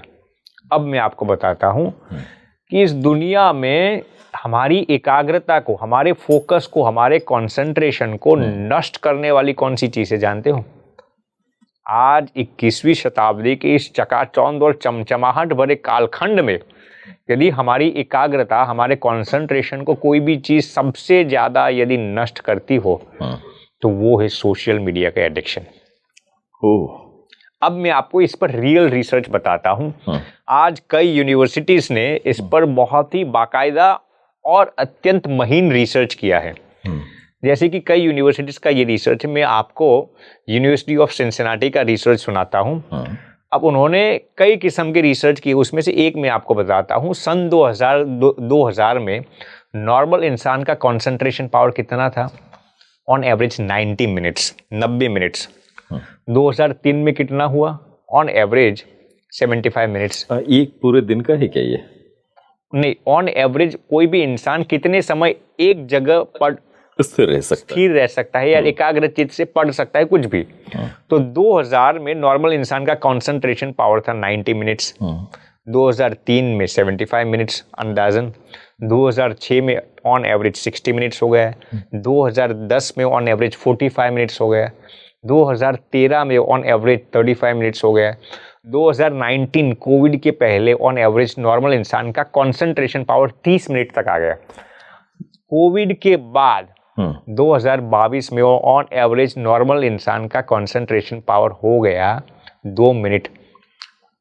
2024 में नॉर्मल इंसान का कंसंट्रेशन पावर था तकरीबन 100 सेकंड के आसपास, और 2025 में नॉर्मल इंसान का कंसंट्रेशन पावर, फोकस पावर है नॉट मोर देन 90 सेकंड्स। आप विचार कीजिए, 2000 में 90 मिनट्स था, 2025 में 90 सेकंड तक आ गया। यानी कि आप कोई भी इंसान कुछ भी काम करता है ना, वो मेडिटेशन करता है, पढ़ता है, लिखता है, कुछ प्रवचन करता है, कुछ भी XYZ क्रिया करता है ना, वो 90 सेकंड से ज्यादा एक भी चीज पर कंसंट्रेट नहीं कर सकता। और यूनिवर्सिटी ऑफ सिंसिनाटी के रिसर्च के आधार पर इसका सबसे प्रमुख कारण जो हमारी एकाग्रता को नष्ट करता है वो है सोशल मीडिया का एडिक्शन। वो हमारी एकाग्रता को मूलतः नष्ट कर देता है। तो यदि आप अपने जीवन में किसी भी संकल्प को सिद्ध करना चाहते हैं ना, तो आपके पास कंसंट्रेशन पावर होना चाहिए। और यदि आपको कंसंट्रेशन पावर चाहिए राम जी, तो इसके एडिक्शन से बचना चाहिए। मैं ये नहीं कहता इसका उपयोग न करो, ये बहुत ही नायाब चीज है, लेकिन इसका एडिक्शन हमें बर्बाद कर देता है। लगातार उसी UCLA की रिसर्च के आधार पर, university of California Los Angeles के रिसर्च के आधार पर राम जी, जब कोई भी इंसान कोई भी एक्टिविटी या क्रिया को करता है ना, मान लीजिए वो खाता है, वो पीता है, वो टॉयलेट गया है, वो पढ़ता है, वो किसी के साथ बातचीत करता है, कोई भी एक्टिविटी तो आप एक्टिविटी को आप उठा लीजिए।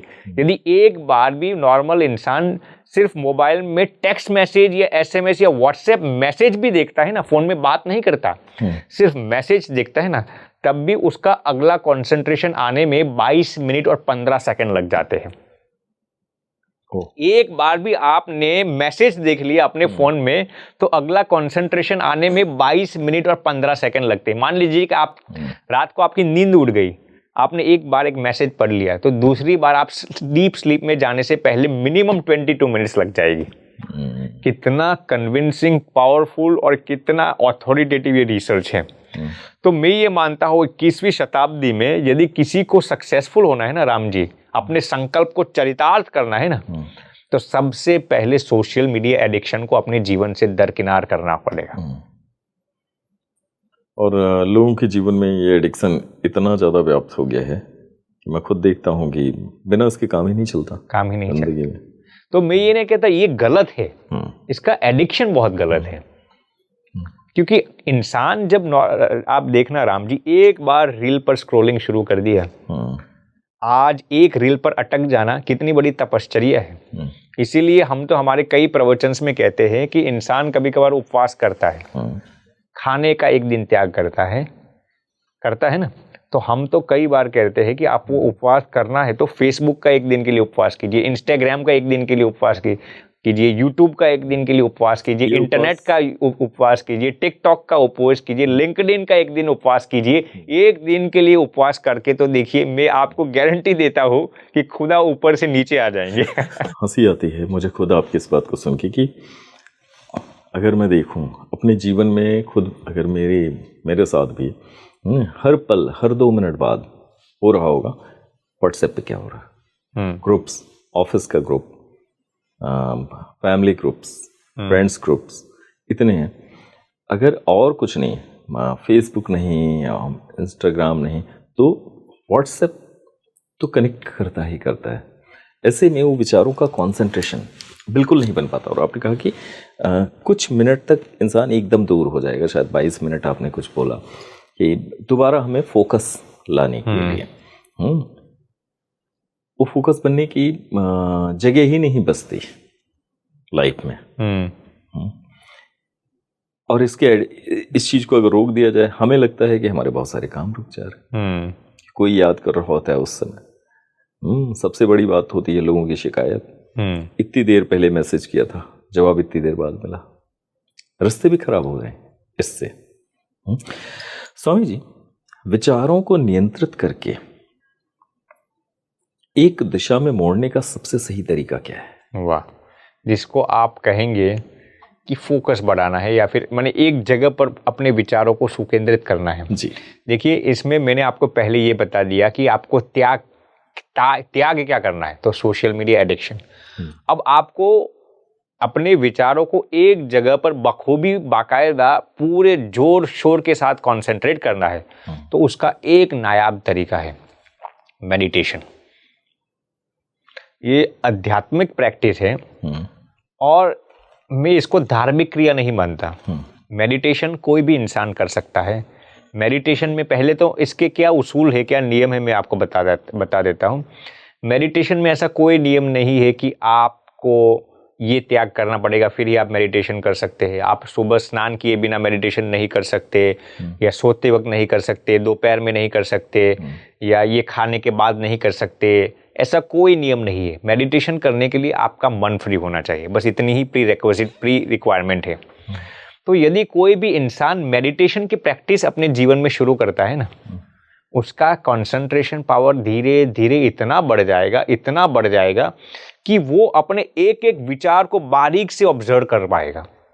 अब देखिए, जब भी आप मेडिटेशन शुरू करते हैं ना, तो इसमें डिस्ट्रैक्शंस बहुत आएंगे, इसमें दुख बहुत आएंगे, इसमें आपका मन इधर उधर बहुत भटकेगा, लेकिन फिर भी आपको शुरू रखना है। मैं कहता हूँ 1 मिनट के मेडिटेशन से आप शुरू कीजिए। मैं नहीं कहता 1 घंटे का मेडिटेशन आप करो।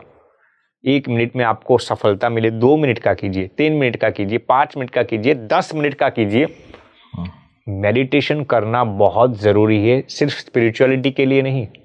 यदि इस जीवन में भी आपको कोई भी फील्ड में सक्सेसफुल होना है ना, सफलता की पराकाष्ठा पर पहुंचना है ना, तो अपने विचारों का केंद्रीकरण करना, अपने विचारों को एक जगह पर कंसंट्रेट करना, वो अत्यंत महत्वपूर्ण है। और इसका सबसे नायाब तरीका मेडिटेशन ही है। इसीलिए आप कहेंगे मैं एक जगह बैठ नहीं सकता, नहीं, आपको प्रैक्टिस करनी ही पड़ेगी। कम से कम आप छोटे बच्चे हो, युवा हो, अडल्ट हो, वृद्ध हो, कोई भी कम से कम 10 मिनट का मेडिटेशन अपने जीवन में हर दिन कीजिए। मैं आपको गारंटी के साथ कह सकता हूँ, आपका कंसंट्रेशन पावर इतना समृद्ध हो जाएगा, आपकी मेमोरी इतनी शार्प हो जाएगी कि आप कोई भी चीज़ को अपने जीवन में हासिल कर पाओगे। लेकिन करने की शुरुआत कीजिए। अक्सर लोग यही बहानाबाजी निकालते हैं कि यार मैं नहीं कर सकता, मेरे पास कई, या तो टाइम का बहाना निकलते हैं, या फिर ये कहते हैं कि मैं अपने माइंड को स्थिर नहीं कर सकता, अपने विचारों को स्थिर नहीं। आप इसका आगाज़ कीजिए, इसका शुरुआत कीजिए, धीरे धीरे आपको यकीनन सफलता मिलेगी। आधुनिक अगर जो मैं मॉडर्न जीवन शैली कहूँ, लोगों की लाइफ की सबसे बड़ी प्रॉब्लम क्या हो गई है, वो है तनाव। वो तनाव शायद हमने खुद लिए हैं। बिल्कुल। कहते हैं उधार लिए गए तनाव जिंदगी जीने के लिए बहुत अनिवार्य आवश्यकताएं बनी। बिल्कुल। और इस जीवन शैली में स्पिरिचुअलिटी की कितनी ज़रूरत लगती है स्वामी जी आपको? बहुत ज़रूरत है। देखिए, सबसे पहले तो आपने बहुत ही नायाब प्रश्न पूछा राम जी, तनाव, स्ट्रेस जिसको हम कहते हैं। देखिए, सबसे पहले तो मैं ये बता देता हूँ कि इस दुनिया में कोई भी इंसान ऐसा नहीं है जो स्ट्रेस के बिना जी सके। यदि कोई इंस्पिरेशनल वक्ता या मोटिवेशनल वक्ता आपको ये बताता है कि how to live a stress free life, that is nonsense. इस दुनिया में कोई भी इंसान स्ट्रेस के बगैर जी नहीं सकता। मैं आपको एक सिंपल एग्जांपल देता हूँ, क्योंकि स्ट्रेस की बदौलत ही मैं और आप जीवित है। सिंपल एग्जांपल देता हूँ, आप ट्रेन की पटरी पर खड़े हैं, दूर से आपको ट्रेन आती हुई नजर दिखाई देती है। अब आप ये निर्णय लेंगे, आपका सबकॉन्शियस माइंड आपको ये कहेगा कि मुझे ट्रेन की पटरी से हट जाना जाए वरना मैं मर जाऊंगा। तो वो आप हटे वहां से किस कारण से? आपके सबकॉन्शियस माइंड ने स्ट्रेस के हार्मोन्स छोड़े, जिसको हम एपिनेफ्रिन और एपिनेफ्रिन कहते हैं। वो आपको कहते हैं कि सामने ट्रेन आ रही है, भाग जा वरना मर जाएगा। तो आपके सबकॉन्शियस माइंड में उस वक्त स्ट्रेस का निर्माण हुआ, इसीलिए ही आप अपने आप को जीवित रख पाए। आप मान लीजिए जंगल में जा रहे हैं, सामने आपको शेर आता हुआ दिखाई दे रहा है। अब शेर को देख के क्या होगा? आपका subconscious mind stress hormones release करेगा, एपिनेफ्रिन और एपिनेफ्रिन XYZ। आप क्या करेंगे? या तो भाग जाएंगे, या तो वृक्ष पर चढ़ जाएंगे, या कोई भी सर्वाइवल मेथड को आप अपना लेंगे। क्यों? क्योंकि आपके स्ट्रेस हार्मोन्स रिलीज हुए थे और उन्होंने कहा कि ऐसी परिस्थिति में शेर का सामना करना उचित नहीं है। तो आपकी फाइट और फ्लाइट रिस्पॉन्स को एक्टिवेट कौन करता है? स्ट्रेस के हार्मोन्स ही तो करते हैं। इसीलिए तो मैं और आप जीवित हैं। तो स्ट्रेस आना गलत नहीं है, लेकिन स्ट्रेस को सही तरीके से मैनेज न कर पाना वो हमारे लिए नुकसानकारक है। मैनेजमेंट, स्ट्रेस मैनेजमेंट हमें सीखना जरूरी है। स्ट्रेस को आप गायब कभी भी नहीं कर सकते। कोई भी इंसान नहीं, देव, मनुष्य, पशु, पंखी, कोई भी इंसान स्ट्रेस के बगैर जी नहीं सकता। अब हम आते हैं मैनेजमेंट पर। राम जी, आपने जो प्रश्न पूछा, तो इसका स्पिरिचुअलिटी के लिहाज से सबसे नायाब तरीका यही है जो भगवान श्री कृष्ण ने गीता जी में उल्लेखन किया है, कर्मण्येवाधिकारस्ते मा फलेषु कदाचन। कर्म करने पर तेरा अधिकार है, फल पर नहीं। अब मैं आपको इस श्लोक को थोड़े डिटेल में समझाता हूँ। इस श्लोक को सबसे ज्यादा मिसइंटरप्रेट किया गया है स्पिरिचुअलिटी में। लोग क्या कहते हैं? कर्म करता जा लेकिन फल की चिंता मत कर। ये बेवकूफी है। मान लीजिए आपने कोई अच्छी किताब लिखी है, अब आप कहेंगे मैंने तो अच्छी किताब लिखी, अब लोग पढ़े या ना पढ़े उससे मुझे कोई लेना देना नहीं। तो ये गलत तरीका है। मान लीजिए कोई बिजनेस करता है, बहुत मेहनत करता है और ये चिंता ही ना करे कि मुझे इस साल कितने लाख का, कितने करोड़ों का टर्नओवर करना है, तो उसको मोटिवेशन कहाँ से मिलेगा? मोटिवेशन। मान लीजिए आप पॉडकास्ट करते हैं हमारे साथ, वो कर्म हो गया, लेकिन आप ये सोचे अब लोग देखे या ना लोगे उससे मुझे कोई फर्क नहीं पड़ता। तो ये सिद्धांत नहीं कहता, बिल्कुल ये बेवकूफी है। तो भगवान श्री कृष्ण उसमें क्या कहते हैं कि कर्म करते वक्त आप पूरी अटैचमेंट के साथ कर्म करो। जैसे कि कोई इंसान मेहनत करता है पैसे कमाने के लिए, तो पैसे कमाने के लिए आप पूरी शिद्दत से मेहनत कीजिए। कर्म करते वक्त आप पूरी अटैचमेंट के साथ उस कर्म को निभाइए। जैसे ही वो कर्म खत्म हो जाए, अब आप उस क्रिया से डिटैच हो जाओ। अब आप भगवान पर छोड़ दो। मैंने भगवान मेहनत तो बहुत की है, मेरा ये इरादा भी है कि मुझे इस साल 10 करोड़ का टर्नओवर करना है। अब मैंने मेरी पूरी शिद्दत से मेहनत लगा दी है, अब आप जो कुछ भी फल देंगे उसमें मैं प्रसन्न हूं। तो फल की चिंता कब नहीं करनी? जब वो कर्म पूरा हो जाए तब डिटैच होना है। हमारी गलती क्या होती है? हम कर्म करते वक्त ही डिटैचमेंट को अपना लेते हैं। क्या करते हैं?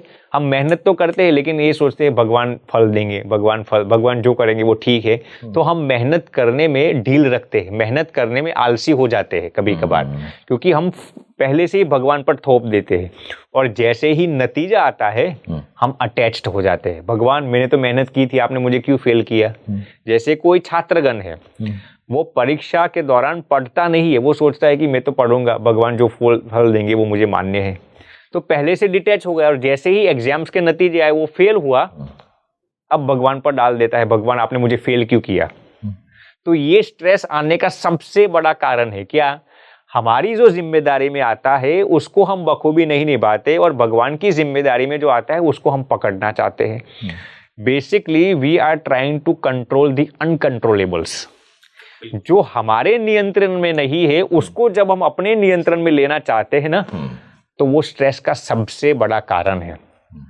आई am repeating it, we are trying to control the uncontrollables, और जो हमारे कंट्रोल में है उसको हम हमारे कंट्रोल में लेना नहीं चाहते, इसी की बदौलत स्ट्रेस आता है। मुझे स्वामी जी आपकी बात से जो समझ में आया जी, हम पहले ही अपने कर्मों से डिटैच होने लगते हैं, बिल्कुल। टाइप ऑफ, और जबकि अटैच होना है कर्मों से और उन कर्म फल से, क्योंकि जब हम कर्म बड़े शिद्दत के साथ करते हैं तो रिजल्ट में कन्वर्ट होता है। अदरवाइज हम एक प्रारब्ध को दोष या भगवान की इच्छा यही थी, इस आधार पे एक कर्मच्युत होने लगना, कर्म से हट जाना। ये हमारे ऑडियंस के लिए ये एक इम्पोर्टेंट लर्निंग होगी, मुझे लगता है। बहुत लोग इससे, क्योंकि अक्सर गीता के इस सिद्धांत को या इस सूत्र को लोग अपने अपने तरीके से डिफाइन कर लेते हैं, और सही मायने में कर्मच्युत ही हो जाना, कर्म से हट जाना होता है।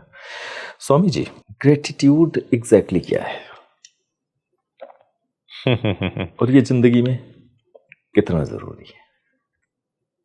क्या मैं आपको ये प्रश्न पूछूं, श्वास क्या है और श्वास लेना कितना इम्पोर्टेंट है हमारे जीवन में?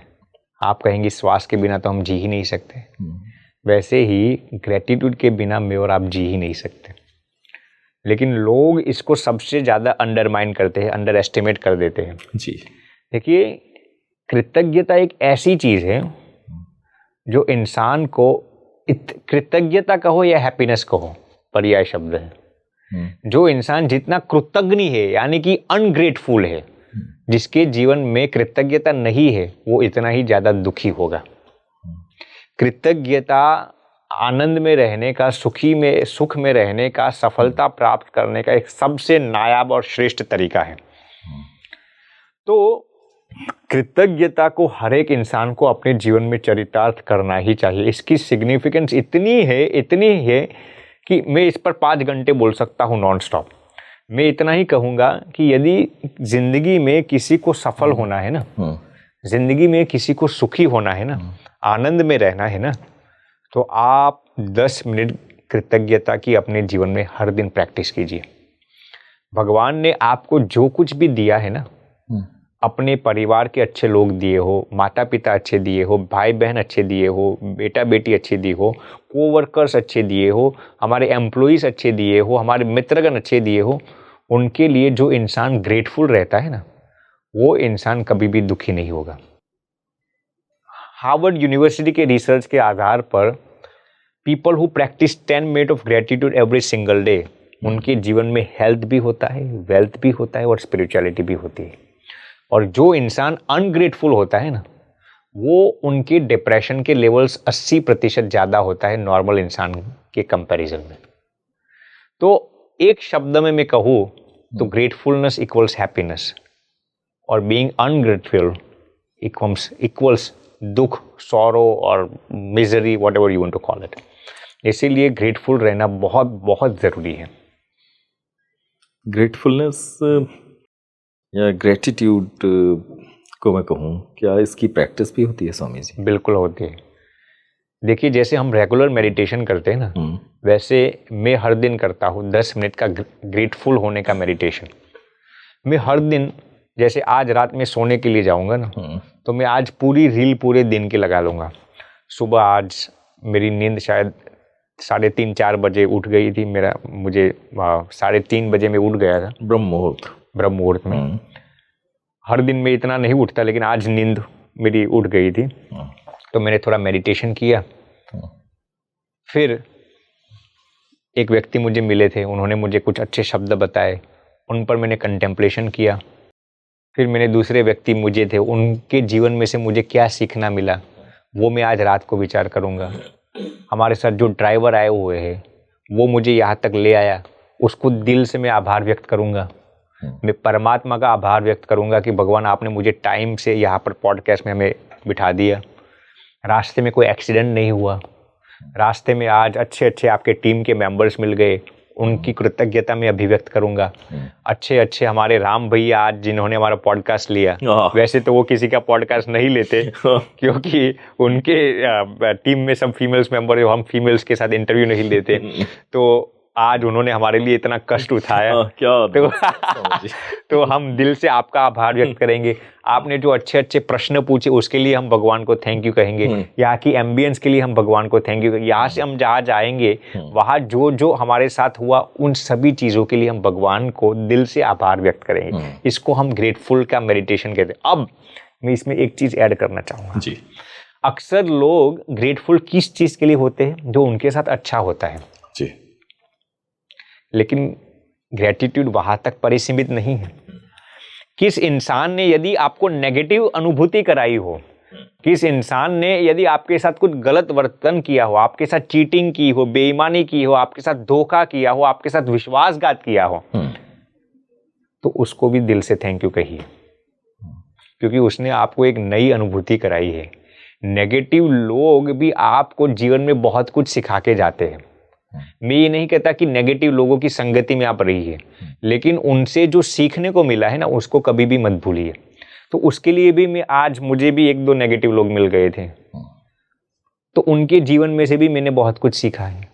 अब उसको भी मैं आज सोने से पहले भगवान को थैंक यू कहूँगा। भगवान, आपने मुझे उस व्यक्ति से ये सिखाया कि ऐसे जीना चाहिए, ऐसे नहीं जीना चाहिए, उसके लिए भी मैं भगवान को ग्रेटफुल होऊंगा। ओपरा विनफ्रे का ये स्टेटमेंट है, gratitude is most powerful when even in difficult times, even in the times of sorrow, even in the times of misery, if you could thank God for that experiences, then you will become more successful in your life.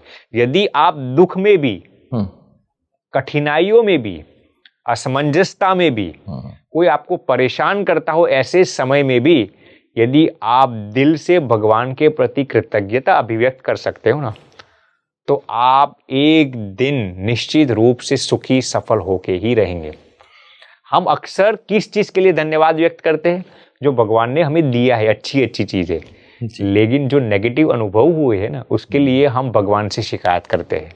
तो ये gratitude नहीं सिखाता। Gratitude तो ये सिखाता है कि negative experiences के लिए भी आप भगवान के प्रति कृतज्ञता अभिव्यक्त करें, और यही ग्रेटिट्यूड की पराकाष्ठा है। और जिस इंसान के अंदर ये आदत आ गई ना, वो जिंदगी में कभी भी दुखी नहीं होगा। ये एक स्वीकार भाव है क्या ग्रेटिट्यूड? बिल्कुल स्वीकार भाव है। आपको सेटिस्फैक्शन की भावना देता है। और आप देखिए, लोग क्या सोचते हैं, मुझे एक बंदे ने प्रश्न पूछा, स्वामी जी हम भगवान को थैंक यू कहेंगे कि आपने मुझे इतना धन दिया, तो हमें और कमाने की चाहत नहीं रहेगी, फिर लोगों को सेटिस्फैक्शन आ जाएगा? नहीं, ऐसा नहीं है। ग्रेटिट्यूड ऐसी चीज है, आप एक बार ग्रेटिट्यूड करके देखेंगे ना, एक बार भगवान के प्रति कृतज्ञता अभिव्यक्त करेंगे ना, भगवान आपको 1000 नई चीजें देंगे। ऐसा नहीं है कि आपने भगवान को 1 लाख रुपया दिया, भगवान ने थैंक यू कह दिया तो अब भगवान भी संतुष्ट, आप भी संतुष्ट। नहीं, यदि आप उसको दिल से महसूस करेंगे ना, भगवान आपके जीवन में हजारों लाखों करोड़ रुपए लेके आएंगे। कोई भी क्षेत्र में आप उठा लीजिए, ग्रेटिट्यूड जैसी इस दुनिया में कोई चमत्कारी चीज ही नहीं है। ग्रेटिट्यूड कहो या भक्ति कहो, एक ही है। भक्ति में भी यदि आप भक्ति करते हो, पूजा पाठ हर दिन 2-3 घंटे करते हो, लेकिन शिकायत करते हो, तो उसको थोड़ी भक्ति कहेंगे। ग्रेटिट्यूड कहो, gratitude is the purest form of devotion. जो इंसान कृतज्ञता को अपने जीवन में चरितार्थ करना है ना, वो सबसे ज्यादा स्पिरिचुअल है, सबसे ज्यादा भक्त भी है और सबसे ज्यादा भक्ति वाला भी है। स्वामी जी, अक्सर ये होता है कि जब मतलब ये बहुत नॉर्मल, अभी आप जो बता रहे हैं ये रियल लाइफ में जो कि लोग बैठते हैं, परमात्मा का स्मरण कर रहे हैं, मंत्र जाप कर रहे हैं, और उसके बाद अपने काम पे निकलना चाहते हैं, और वो 10 या 5 मिनट का टाइम जो सबसे ज़्यादा बेस्ट वो अपने आप को करते हैं, क्योंकि उस समय परमात्मा को तो याद कर रहे हैं शब्दों में, लेकिन उनके भाव में दिनचर्या, अपना स्ट्रेस, अपने काम का, और उसी समय सबसे ज़्यादा याद आता है। यह आम आदमी के जीवन में होता है, मैंने देखा। कई लोग ऐसे सवाल भी पूछते हैं कि परमात्मा को याद करने के क्षण में मैं सबसे ज्यादा विचलित क्यों होता हूं? जी। आप स्वामी जी मार्गदर्शन कर सकते हैं? देखिए, क्योंकि इंसान ने जन्मों जन्म से, सिर्फ इस जन्म की हमारी साधना नहीं होती, हमारे अनंत जन्मों की साधना इकट्ठी होती है। हमने जन्म जन्म तक जो नहीं करना चाहिए वही किया है। मान लीजिए मैंने कभी स्विमिंग नहीं किया और आप मुझे स्विमिंग की प्रैक्टिस कराएंगे तो मुझे स्वाभाविक रूप से दिक्कतें किल्लतें होगी, क्योंकि मैंने स्विमिंग की प्रैक्टिस ही नहीं की। करेक्ट। मान लीजिए मैं आपको सरहद पर भेज दूंगा, मिलिट्री में भेज दूंगा, तो आपको स्वाभाविक रूप से उस दायित्व को निभाने में थोड़ी कश्मकश होगी, थोड़ी डिफिकल्टीज होगी। क्यों? क्योंकि आपने कभी उस जिम्मेदारी को निभाई ही नहीं है। वैसे भी स्पिरिचुअलिटी में इंसान ने जन्मों जन्म से इस सांसारिक मोहजाल में ही अपने जीवन को प्रपंच में रखा हुआ है। इसीलिए जब हम स्पिरिचुअलिटी को अपने जीवन में चरितार्थ करना चाहते हैं, स्पिरिचुअलिटी से आगाज करना चाहते हैं हमारे जीवन को, तो शुरुआत में किल्लतें आती है, क्योंकि हमें जन्मों जन्म तक इसकी प्रैक्टिस नहीं है। तो इसका अर्थ ये नहीं कि आपको उसको छोड़ देना चाहिए। इसका अर्थ ये नहीं कि स्पिरिचुअलिटी को प्रैक्टिस करना कठिन है।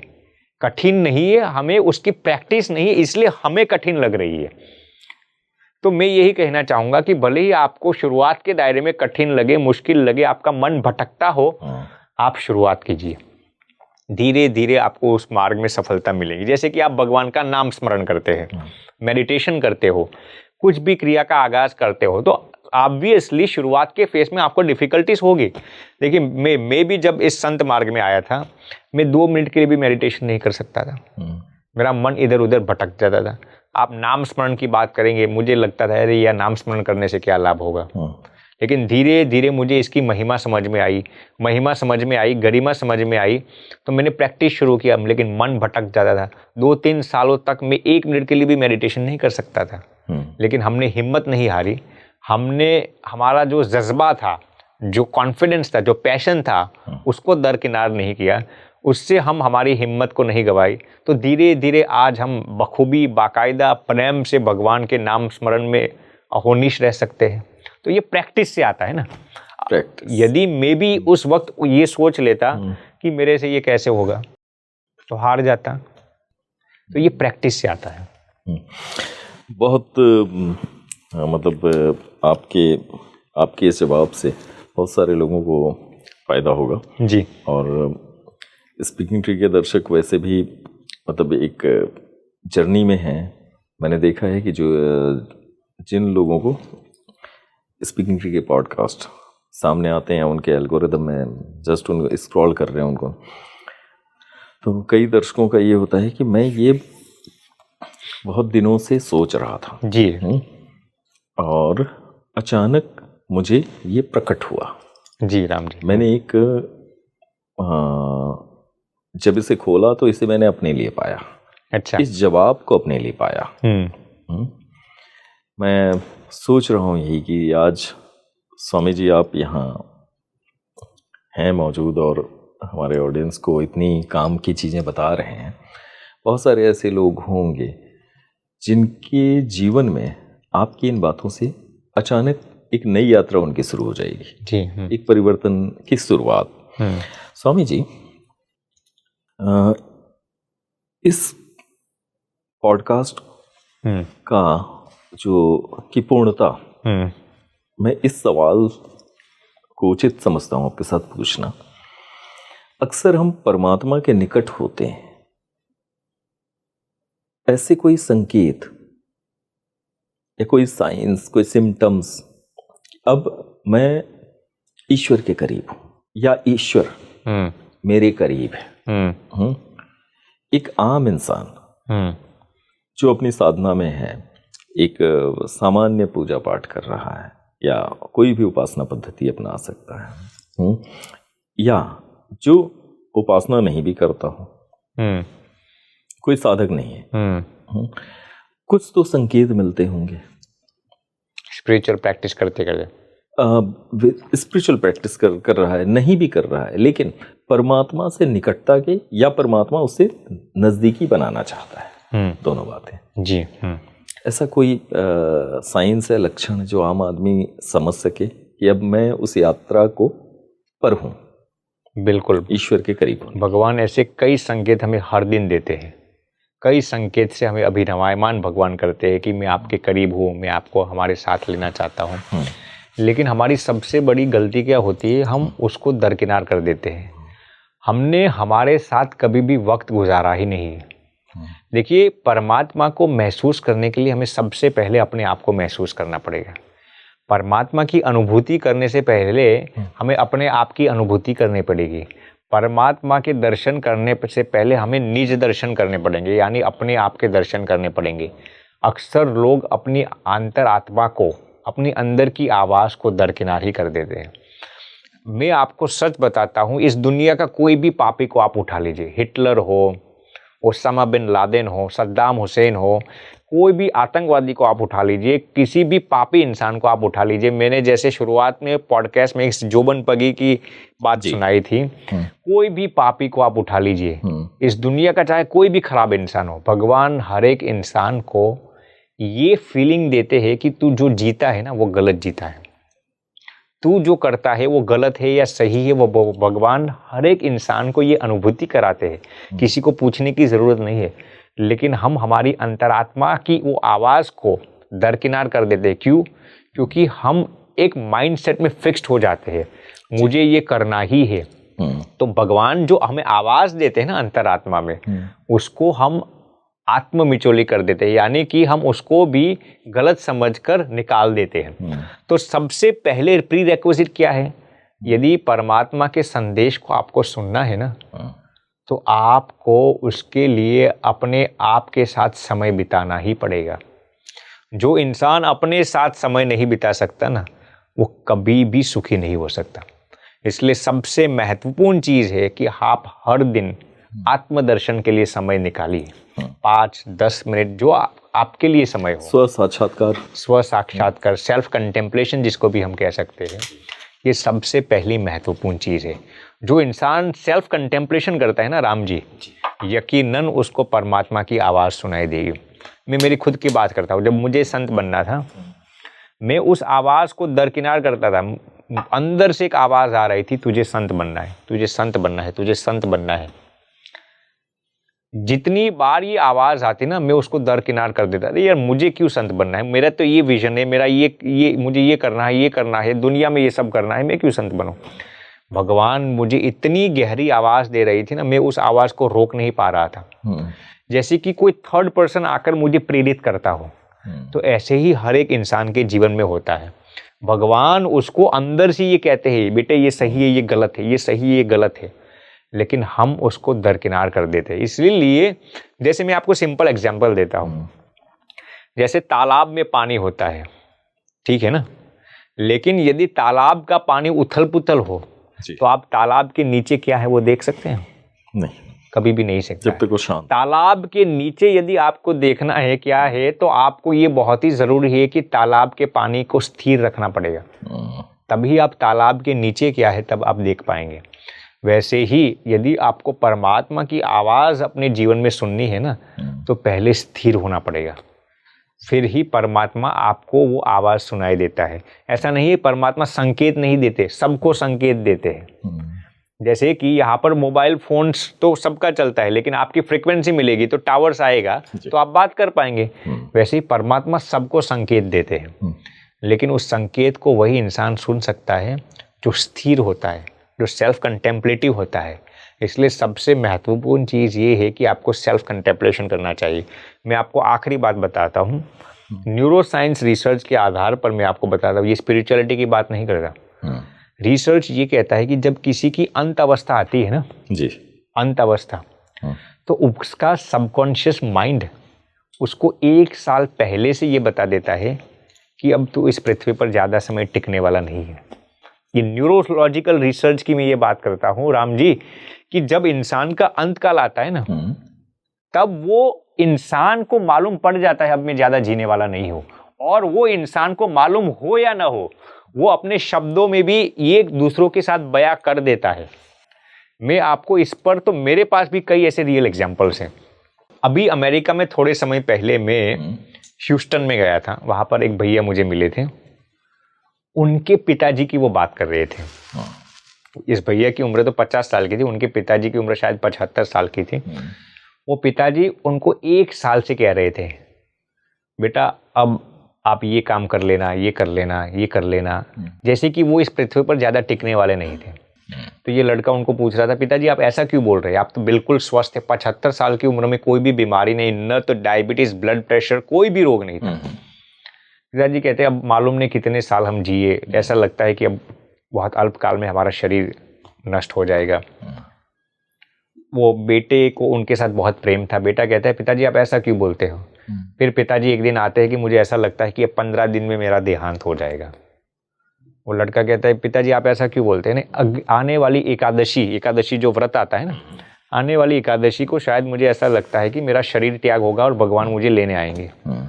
आप यकीन नहीं करेंगे, आने वाली एकादशी में उन्होंने समय निर्धारित किया था कि दोपहर के 12 बजे से पहले भगवान मुझे आएंगे और ले जाएंगे। ऐसा ही हुआ, दोपहर के 11 बजे और 15 मिनट के आसपास उनका शरीर त्याग हुआ। तो ऐसे कई लोग मैंने देखे हैं, कई लोग आप देखना। एक हमारा मित्र है दूसरा, वो कैलिफोर्निया में रहता है, उसका सगा भाई था, उसकी उम्र 25 साल की थी। अब वो कई महीनों से बोल रहा था, उसकी शादी हो गई थी, घर पे 1-2 साल का बेटा था, 25 साल की उसकी उम्र थी। वो 2 महीनों से ऐसा बोल रहा था कि उसकी पत्नी को कह रहा था हमारे इस बेटे का ध्यान रखना, मैं हो या न हो लेकिन उसको संस्कारी करना, ये बिजनेस की सब मैं आपको बता देता हूँ कहाँ कहाँ पर है। उसकी पत्नी कह रही थी यार तू ऐसा क्यों बोल रहा है, न जाने कब इस शरीर का त्याग हो जाए। तो भगवान, फिर आप उहापोह नहीं करेंगे, आप यकीन नहीं करेंगे कि 2 महीने के पश्चात उस बंदे का कार एक्सीडेंट हो जाता है और मर जाता है। तो उसको भी भगवान ने पहले से संकेत दे दिए थे। अब उसको मालूम हो या ना हो, वो अपने शब्दों के जरिए दूसरों को भी ये बयां करता है। तीसरा एग्जाम्पल, मैं सभी रियल एग्जाम्पल्स आपको सुनाता हूँ। हम गए थे मिसिसिपी में जी, अमेरिका में जी। तो वहाँ पर एक भैया हमें मिले, उनके भाई अहमदाबाद में रहते थे। उनकी उम्र थी 40 साल की उम्र, 40 साल की उम्र थी। और उनकी और उनके भैया की बात महीने में 3-4 बार होती थी। पिछले 1 हफ्ते से उनका हर दिन फ़ोन आ रहा था मिसिसिपी में उनके भाई पर, आप कैसे हो भैया, सब ठीक है। तो ये भैया उनको पूछ रहे कि यार तू हर दिन क्यों फ़ोन करता है, मुझे ऐसा लगता है कि अब हम कब मिले कब न मिले। फिर जब उनकी मृत्यु होने वाली थी ना, उसकी 1 घंटे पहले उनके भाई पर फ़ोन आ रहा था मिसिसिपी में। कहते हैं भैया अब शायद मुझे ऐसा लगता है कि मैं कल सुबह तक नहीं होऊंगा। ये भैया मिसिसिपी में जो रहते थे वो बिलखने लगते हैं, यार तू ऐसा क्यों बोलता है, 40 साल की तेरी उम्र है, सब बिजनेस, करोड़ों की तादाद में बिजनेस चल रहा था अहमदाबाद में, पत्नी थी, 2 बेटे थे छोटे छोटे अहमदाबाद में, मुझे ऐसा लगता है कि अब ये मेरी आखिरी रात है। भैया कहते हैं कि यार तू क्यों ऐसा करता है। आप यकीन नहीं करेंगे, वो जो मिसिसिपी में उनके भाई थे ना, उनको लग गया कि ये मेरा भाई शायद अब नहीं जिएगा।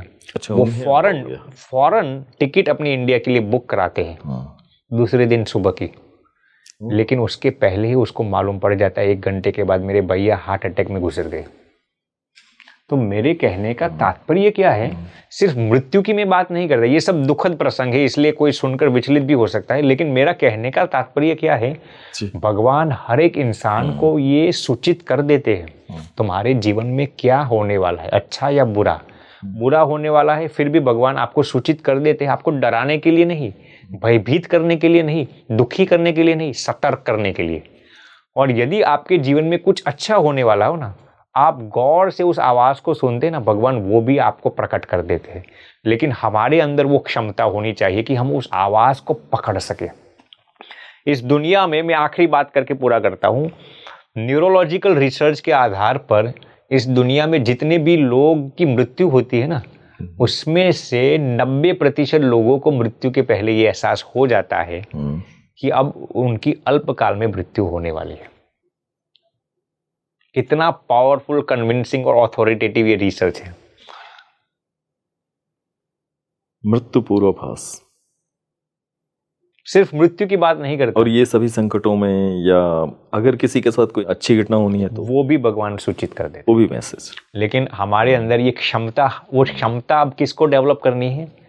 हमें डेवलप करनी है। जैसे कि बाहर बारिश तो आ रही है, लेकिन आपने उल्टा वो बर्तन रखा हुआ हो तो चाहे 10 इंच 50 इंच बारिश भी आ जाए, बर्तन उल्टा है तो पानी कैसे से आएगा?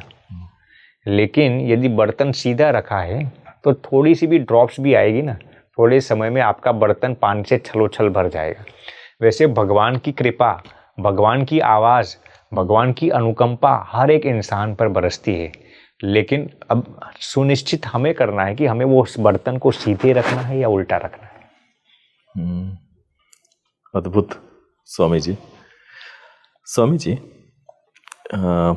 आप के पास समय भाव को देखते हुए साथ में इस पॉडकास्ट की भी एक सीमा है जी। हम बहुत सारी अलग अलग मुद्दों पे अलग अलग डिस्कशन हमने आज किया है। मैं चाहता हूँ कि इस पॉडकास्ट के आखिर में आप हमारे ऑडियंस को, दर्शकों को अपना मैसेज दें जो उनके जीवन में सकारात्मक परिवर्तन। देखिए, मैसेज देने के लायक तो हम नहीं है, लेकिन आपने पूछा तो हम जो मानते हैं वो मैं ज़रूर बताना चाहूँगा जी। देखिए राम जी, मैं एक मानता हूँ कि इस मनुष्य जीवन के दौरान हमारे जीवन में कई किस्म के दुख भी आते हैं जी। कभी कभार फाइनेंशियल स्ट्रेस आता है, पारिवारिक दुख आते हैं, सामाजिक दुख आते हैं, कौटुंबिक दुख आते हैं। कई किस्म के दुख कहाँ से आते हैं हमें मालूम नहीं होता। असफलताओं को झेलनी पड़ती है, कठिनाइयों को झेलना पड़ता है, असमंजसताओं को झेलना पड़ता है। लेकिन मैं एक ही चीज़ बताना चाहूँगा, हर एक इंसान के जीवन में मुश्किलों का सामना करना ही पड़ता है। ऐसे समय में आप भगवान पर अटूट विश्वास रखिए, अडिग विश्वास रखिए कि एक तो परमात्मा है जो मेरे है, जो हर पल, हर क्षण और हर अवस्था में मेरे साथ है। तो ऐसी अवस्था में आप भगवान पर कभी भी विश्वास नष्ट मत होने दो। आपको जिस भगवान के प्रति आस्था हो, भगवान महादेव जी के प्रति, भगवान श्री कृष्ण के प्रति, रामचंद्र प्रभु, हनुमान जी, गणेश जी, या कोई भी प्रति आपको आस्था हो, आप भगवान के प्रति आस्था रखना। हमेशा इस वाक्य को याद रखना कि मेरे जीवन में जितने भी दुख है ना, उससे मेरे भगवान हजार लाखों करोड़ों गुना बड़े हैं। जिसने मुझे कठिनाइयां दी है वो उसका सलूशन देना भी बखूबी जानता है। इसीलिए कभी भी ये मत समझना कि जिंदगी का अंत आ गया है, अब क्या होगा, अब क्या होगा, इससे बड़ा दुख तो मैंने कभी देखा ही नहीं। कभी न मत ये सोचना। जिसने दुख का निर्माण किया है उसने दुख का नाश करने का उपाय भी ढूंढ रखा है। लेकिन ऐसी परिस्थिति में कभी भी विफल मत होना, कभी भी डिप्रेस्ड मत होना, और सबसे महत्वपूर्ण कभी भी सुसाइड करने का विचार मत करना। आज कई युवा लोग ही नहीं, कई लोग जब अपने जीवन में थोड़ा सा भी दुख आ जाता है ना जी, तो नोट लिखकर मर जाते हैं, थॉट्स आने लगते हैं। अरे हमेशा ये सोचना कि मेरे परमात्मा कितने बड़े हैं, जिसने मेरा सर्जन किया है, उसने मुझे कुछ विशेष कार्य करने के लिए इस पृथ्वी पर भेजा है, और वो मेरे पास इस कार्य करवाना ही चाहते हैं। इसीलिए तो मेरी कठिनाइयां से गुजर रहे, मुझे मेरी एग्जाम्स ले रहे, मुझे किल्लतें दे रहे, ताकि मैं इस सभी कठिनाइयों को अपने जीवन में सफल होकर मैं एक बहुत ही सुदृढ़ इंसान बन सकूं। इसीलिए जब भी आपके जीवन में मुश्किलें आए ना, तो हमेशा याद रखना मेरे प्रभु मेरे इस दुख से हजार गुना बड़े हैं। When you run alone, it is called a race. When you run alone, it is called a race. But when God runs with you, it is called a grace. Hence, add G of God to your race, and it will become a grace. How wonderful that is. इसीलिए जिंदगी की सफर अकेले मत लड़ो, उस परम पिता परमेश्वर को साथ लेकर अपने जीवन की हर सफलता के आयाम को सुदृढ़ करो। इतना ही मैं सभी ऑडियंस को कहना चाहूँगा। आप अकेले नहीं हो, परमात्मा आपके साथ है। चाहे पूरी दुनिया ने आपके साथ विश्वासघात किया हो, धोखा दिया हो, आपको गिराना चाहते हो, आपको दुखी करना चाहते हो, लेकिन एक परमात्मा तो ऐसे है जो हर पल, हर क्षण और हर अवस्था में आपको विजयी बनना चाहते हैं। अद्भुत। परमात्मा आपके साथ है जी। सब कुछ पा सकते हैं आप उस निष्ठा के साथ, उस आस्था के साथ, उस भाव के साथ, जबकि आप महसूस करते हैं कि उस शक्ति आपका साथ देने के लिए हमेशा तैयार खड़ी है, बशर्ते एक आप उस भाव के महसूस कर पाए। स्वामी जी, दर्शकों को इतना प्यारा मैसेज देने के लिए आपका बहुत बहुत धन्यवाद। अरे आपका भी बहुत हमारे बहुत इस धन्यवाद पॉडकास्ट में शामिल होने के लिए, इतने सारे मुद्दों पे इतनी गहराई के साथ बात करने के लिए, और हमारे लिए आगे की एक नई जर्नी छोड़ जाने के लिए कि हम आगे भी पॉडकास्ट करें नए नए मुद्दों पर।